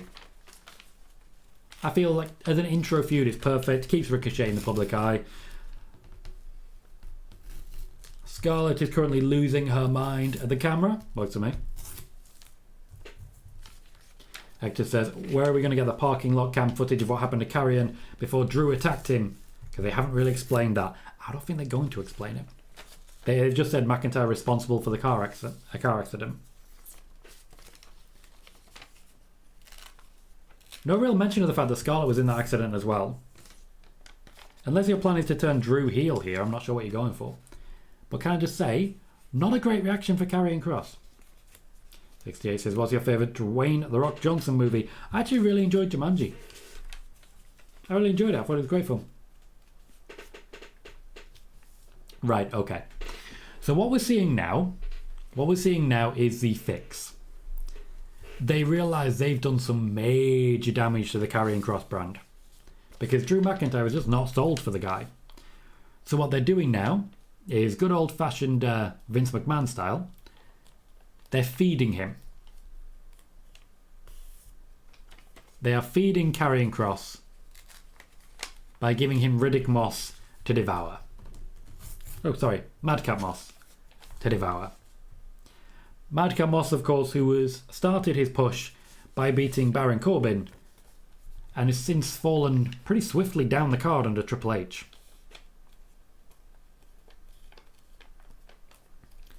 Bye, Corey.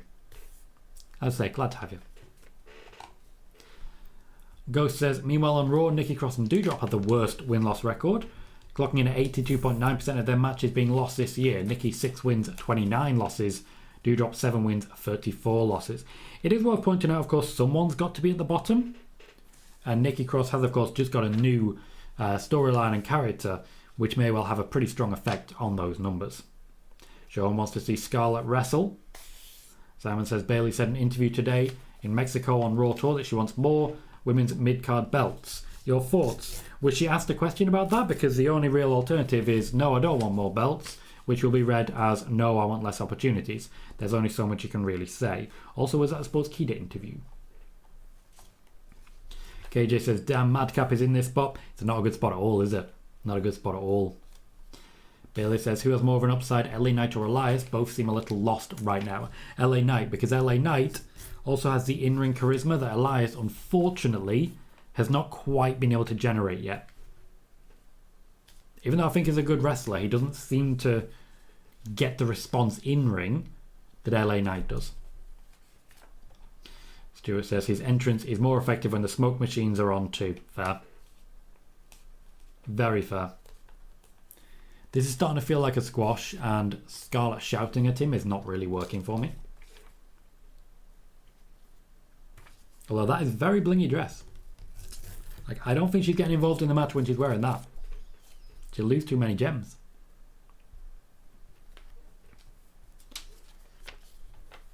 Well, it's not a squash at least, but it's starting to feel like it. Hector says, still upset, crazy sanity, Nikki never won a title, but Nikki Ash won the Raw Women's title and the Women's Tag titles. Yeah, it's true, but still the same person. Still the same person.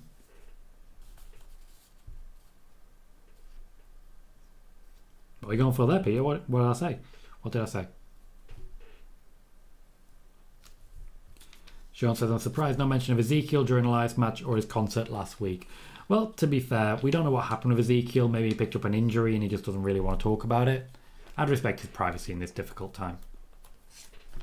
68 says, when is Roman losing his title or titles? I think the most likely scenario from where I'm sitting is WrestleMania. I don't believe he will leave WrestleMania with either championship. I don't believe he'll leave WrestleMania with either championship. Not a bad combination, really. I think that'd be absolutely perfect and exactly what a lot of people are looking for. I think a lot of people right now are looking for a bit of a changing of the guard with Roman Reigns, and I'm not going to be annoyed. 68 is a way away. I don't have a spoiler for you here. I don't have a spoiler. My suspicion is that the Universal Championship will go to Bray and the WWE Championship will go to Cody, but that's my opinion. Bray Wyatt winning the championship on night 1, Cody winning the championship on night 2. But once again, that's my opinion. I have no spoilers for you.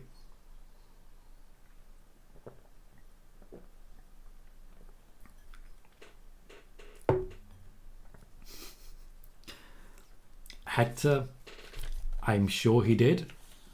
Let's just say Matt Riddle has been teaching a lot of people backstage in WWE how to do that one, including, before he left, one Vince McMahon. We'll wait and see, Sean. I'll certainly ask the question. From what I can tell, she's back for a long-term period, so she will have signed something new, but nothing official has been announced as of yet. Moxie says, am I the only one that thinks Bray doesn't need the title? No, a lot of people think Bray doesn't need the title, but we are where we are.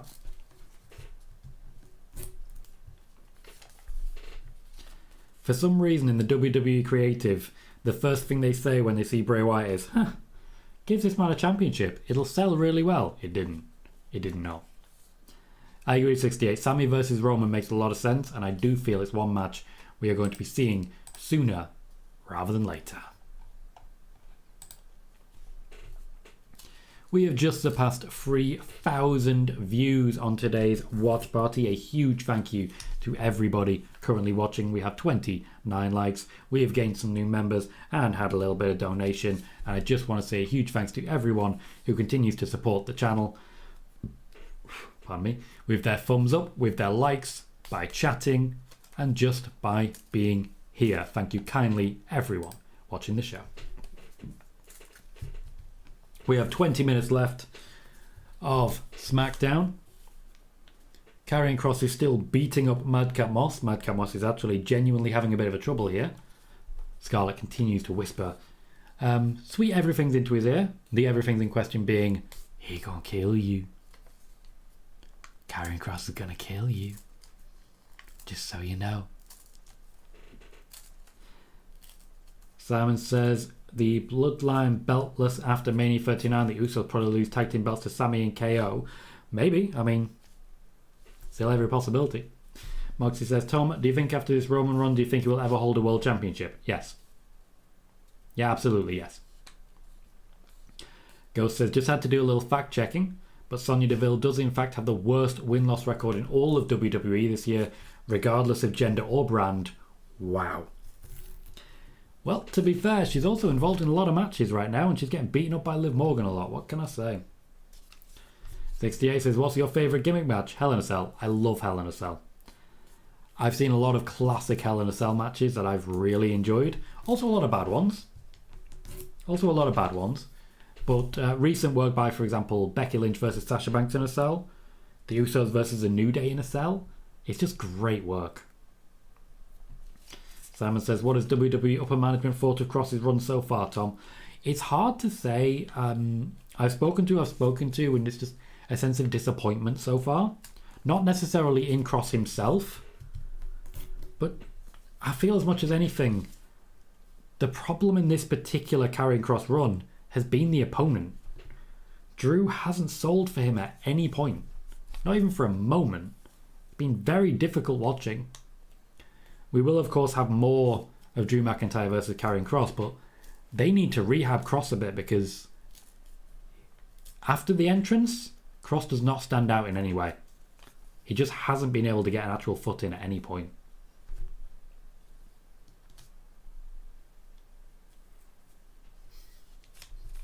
You don't like the hair then, Stuart? You don't like the hair? Moxie says, Tom, when Roman loses, do you think Paul will stay with Roman or join Jay if Jay becomes the head of the table? Hypotheticals. Like, how can I possibly answer that question? There's a number of assumptions on top of assumptions. That is just, how can I answer that one?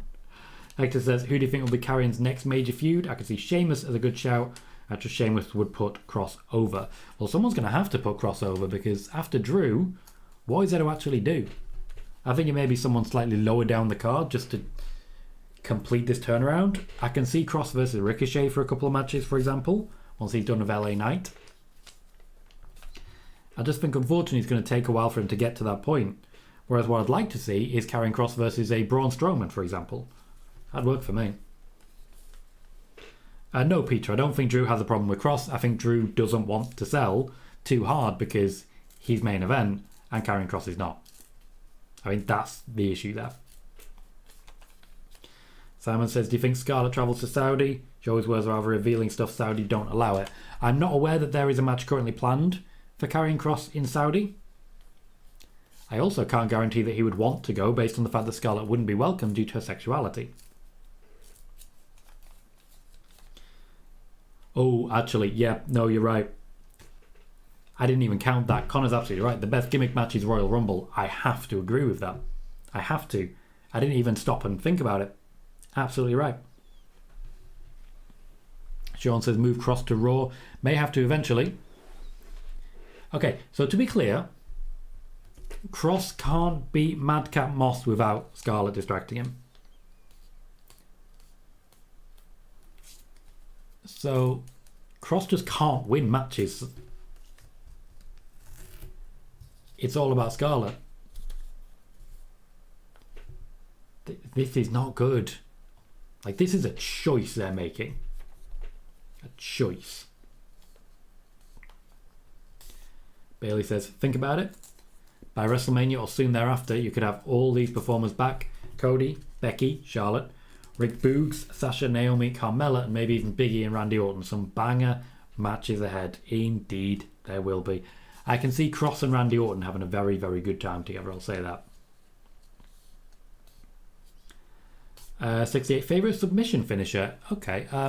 I like the armbar, to be honest. I don't like the way Ronda Rousey does it because it's ridiculous. But I like that. I like the... God, what's it called? The one that Brock Lesnar does. You know the one where the mostly because no one else does it. And I also really like the one that Rhea Ripley does, where she just lifts them up.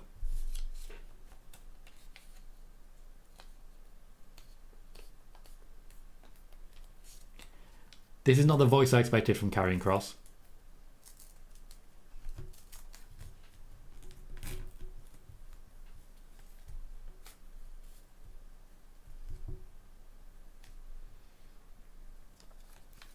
Oh, they are going to Crown Jewel. I forgot about that. Thank you. Thank you, Kieran. Well, then Scarlett's definitely going to be there. I guess they'll play down the sexuality. Kimura, thank you. Thank you. Megan says Saudi will be fine with Scarlett as long as she covers up, given that she and Kross are now married. That's a fair point. I forgot about that. That's a fair point. 68 says trade Kross for Riddle. Wouldn't be a bad shout. Get Riddle in a ring with Gunter. See that working. Sean says, do you think there was interest from AEW for Karrion and Scarlett? Not really. Not really. Otherwise they would have got him. Hector says Madcap and Emma on the same show is a nice gesture. Yeah, and I think that's fair. Madcap Moss, of course, has been actively campaigning to get Emma involved. A nice little romantic moment for the couple. I like it. Favourite tag team finisher? Oh, there's not many that I can think of, but it would probably be the 3D. Just stylistically, it's a very strong move. Ghost says Elias is currently being built stronger than Karrion Kross right now and he just came back from vacation. I mean, that's very true. Karrion Kross has just not been getting built. Bray Wyatt is backstage.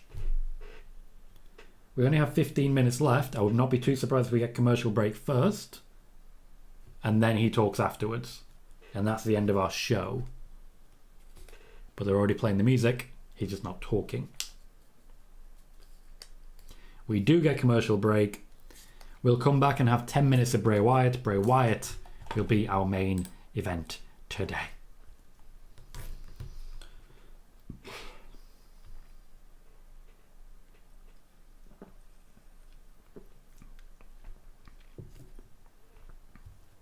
So we are heading into our final segment for WWE SmackDown.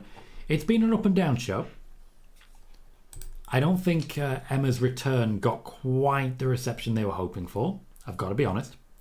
I don't think they quite got that. There's a number of things that I didn't necessarily enjoy too much. Legato versus Hit Row just sort of there. Nakamura was not a pop for me. New Day versus Triple M. It was good to see Triple M get another tag match under their belt, but it's been a lot of tag matches. There's like a lot of tag matches. And Karrion Kross versus Madcap Moss, it's not helping Karrion Kross. That said, we continue to have good performances from Sami, from Roman, from, well, Ronda Rousey, from Liv Morgan as well backstage. And while we haven't seen him yet, I'm confident we're about to get a very good performance from Bray Wyatt. So I'm still confident in the direction of SmackDown, but the weakest part of the show at the minute is the wrestling, which is not something I expected to be saying. Megan says they seem to be okay with women going to the country as long as they have a chaperone, or usually it's a husband or one of the producers, like Tyson Kidd. Very true. Very true. Not something I really considered, and you're absolutely right, Megan. I appreciate that.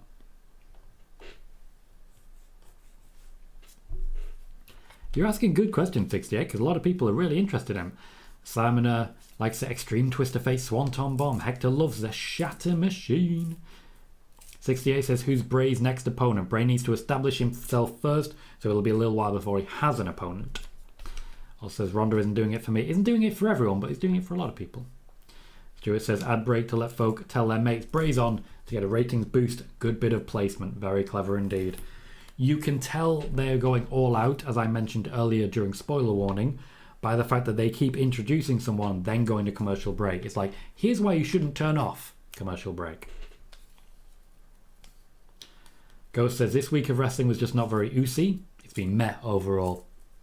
There is nothing more despicable than saying that something has not been oozy. That is an insult of the highest order, Ghost.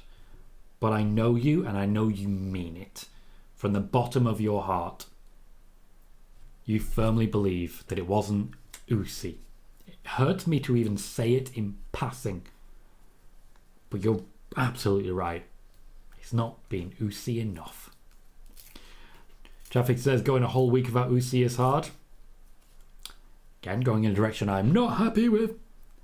And 68 says, I liked Ronda when she was feuding with Becky a couple of years ago, till Nia Jax broke Becky's nose. The feud with Ronda Rousey happened on the same night Nia Jax broke her nose. So you liked Ronda for 3 minutes? 68, I would advise watching the show, watching SmackDown, or at least watching clips. Uzi has a big impact. But you have to be careful saying it. You never know who you're going to offend. They are running through the Crown Jewel card. Braun Strowman and Omos. Bianca Belair versus Bayley. And yes, I'm sure they will cover their shoulders, because how dare women have shoulders, am I right? Drew McIntyre versus Karrion Kross in the cage match. I did forget about the cage match. Thank you everyone for reminding me. I like that they've only just broken the lattice of the cage on the faces. The body's not so much, but the faces. Roman Reigns versus Logan Paul. As you guys know, I will not be watching Crown Jewel. I do not watch Saudi Arabian shows. I do not cover them. I do not report them. So do not expect a watch party for that. But I will, of course, be doing a full live watch party for Survivor Series. With 10 minutes left to go, Kayla Braxton is backstage with Rey Mysterio. We haven't seen Rey Mysterio. I forgot about him. I expected him to be wrestling Giovanni Vinci tonight. Moxie says Brock versus Bobby will main event. It won't. It will be Roman versus Logan Paul. Imperium taking the chance to get a few cheap shots in on Rey. Oh, that's a proper chop. So, fun fact about Walter, now Gunter. He's often asked by people interviewing him, can you give me a chop? It'll be great for YouTube, it'll be great for soundbite, it'll be great for social media. He often won't do it because people simply aren't ready for it, and he knows the actual damage it can do if your body is not adequately prepared. So often he will refuse. That is not true of Kevin Nash, who will happily just beat the shit out of you. Next week will be Rey Mysterio versus Gunther for the Intercontinental Championship. We also have no disqualification. Liv Morgan versus Sonya Deville. Sonya likely to lose that one as well, unfortunately. And that just leaves us with Bray Wyatt. The crowd already having the Fireflies emerge. They know what their role is here. 68 says Bray should be at the Saudi show. I find it unlikely he will be. They'd be flying him out for a segment, which just seems unnecessary. Connor says, women have shoulders. The horror, that can't be allowed. How dare they? Sean says, was Rey Mysterio a fair trade for Baron Corbin? I believe so. The experience for the potential. When is Randy coming back? It really does depend. Obviously, it's a pretty big injury, so it's taking his time with it. Traffic says, I remember watching a Big Show interview. He said he would get asked but refused for liability. Yep. A lot of people ask that question, but you've just got to be a bit more careful with it. Gunther, for most of his career, did not have the insurance to risk doing it. Ghost says, I do truly mean it from the bottom of my heart. This week has not been Usi whatsoever. If it ain't Usi, then it ain't juicy. I'll give it 2 Meltzer stars. You're going to have an emotional impact on me with words like that, Ghost. It's not fair. Horsey says 8 minutes of entrance and promo seems rushed to me. I agree. We don't have long for this entrance if he's actually going to talk. But maybe he's not going to talk all that much. Maybe addressing his demons is just going to be the emergence of Uncle Howdy. And that will be it. I don't think Uncle Howdy takes the mask off today. I think we see him, but the mask does not come off. Simon says, I'm so very excited to see Bray as Universal Champion. Maybe come WrestleMania 39, he's turned me into a big fan again, as Wyndham Bray being himself.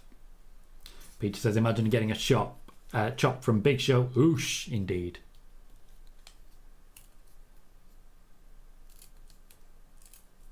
You can feel electricity in the crowd that I've not felt for a long time. KJ says Wyatt versus Roman in a whose entrance is longer. Well, there's a reason they're going to be going up against each other. Megan says, is there a chance they go over the top of the hour given that it's on FS1 this week? It's not impossible. That's actually a very fair comment. Horsey says, is Bray the leader or Uncle Howdy? They will be establishing this. Bray is not the leader. I can say that with absolute confidence. Bray is not the leader. Bray may in fact be one of the Wyatt Six, acting under instruction from something higher.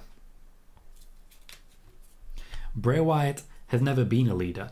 Even with the Wyatt family, he followed the instructions of Sister Abigail. That was always the case. He's never actually been a leader.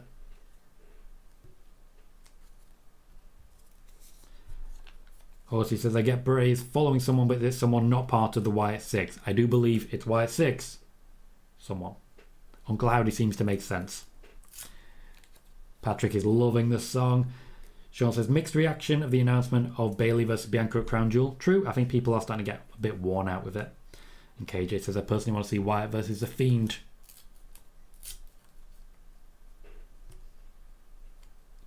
Bray's already talking and he's rushing.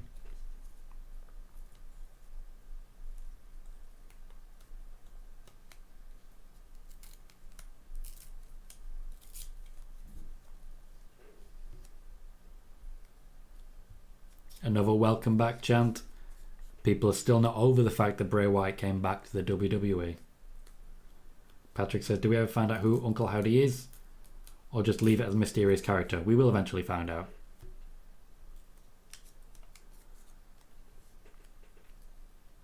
I think the identity of Uncle Howdy will be sort of phase 1 of this particular Bray story. Bray Wyatt.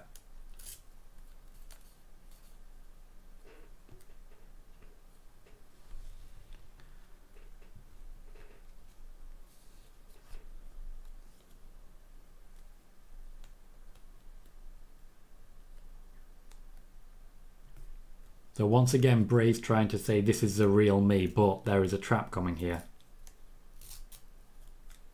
There is a trap coming.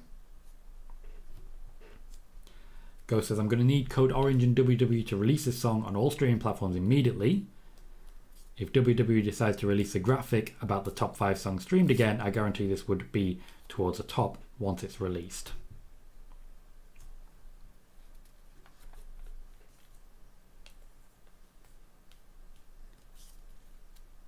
Yeah, this is Bray Wyatt. This is not Wyndham Rotunda. There is a trap coming. Hector says those little laughs is just a small wrinkle in Bray's character that go unnoticed.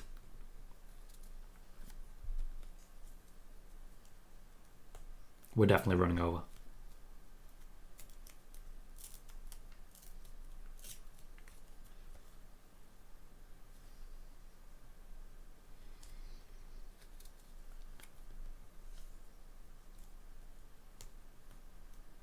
A lot of this is real. A lot of this is just focusing on the fact that Bray Wyatt is not neurotypical.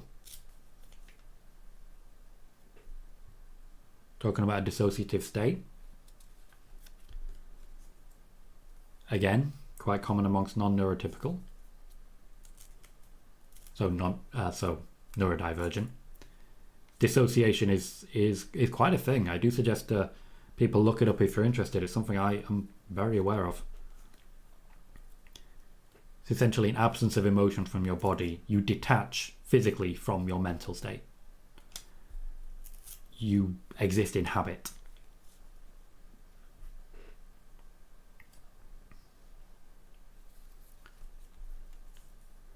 Bailey said it's crazy how many of these comebacks never would have taken place if Vince is still there. Very true. Everything I've heard about Bray's return is that it's Triple H helmed.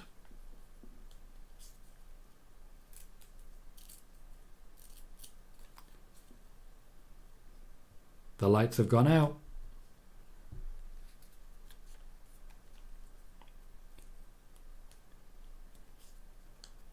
Let's say hi to Uncle, shall we?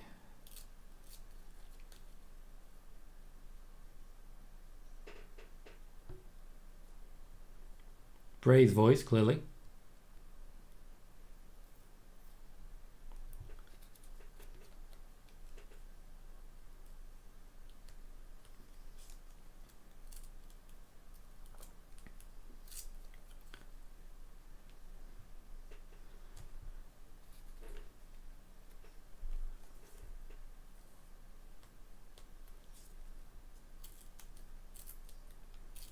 The question, of course, is you sent him away.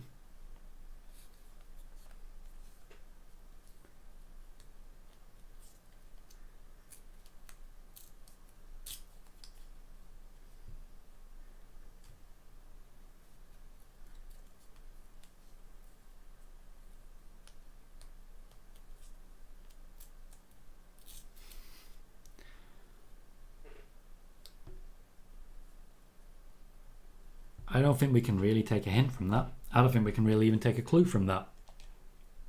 We haven't really learned anything new.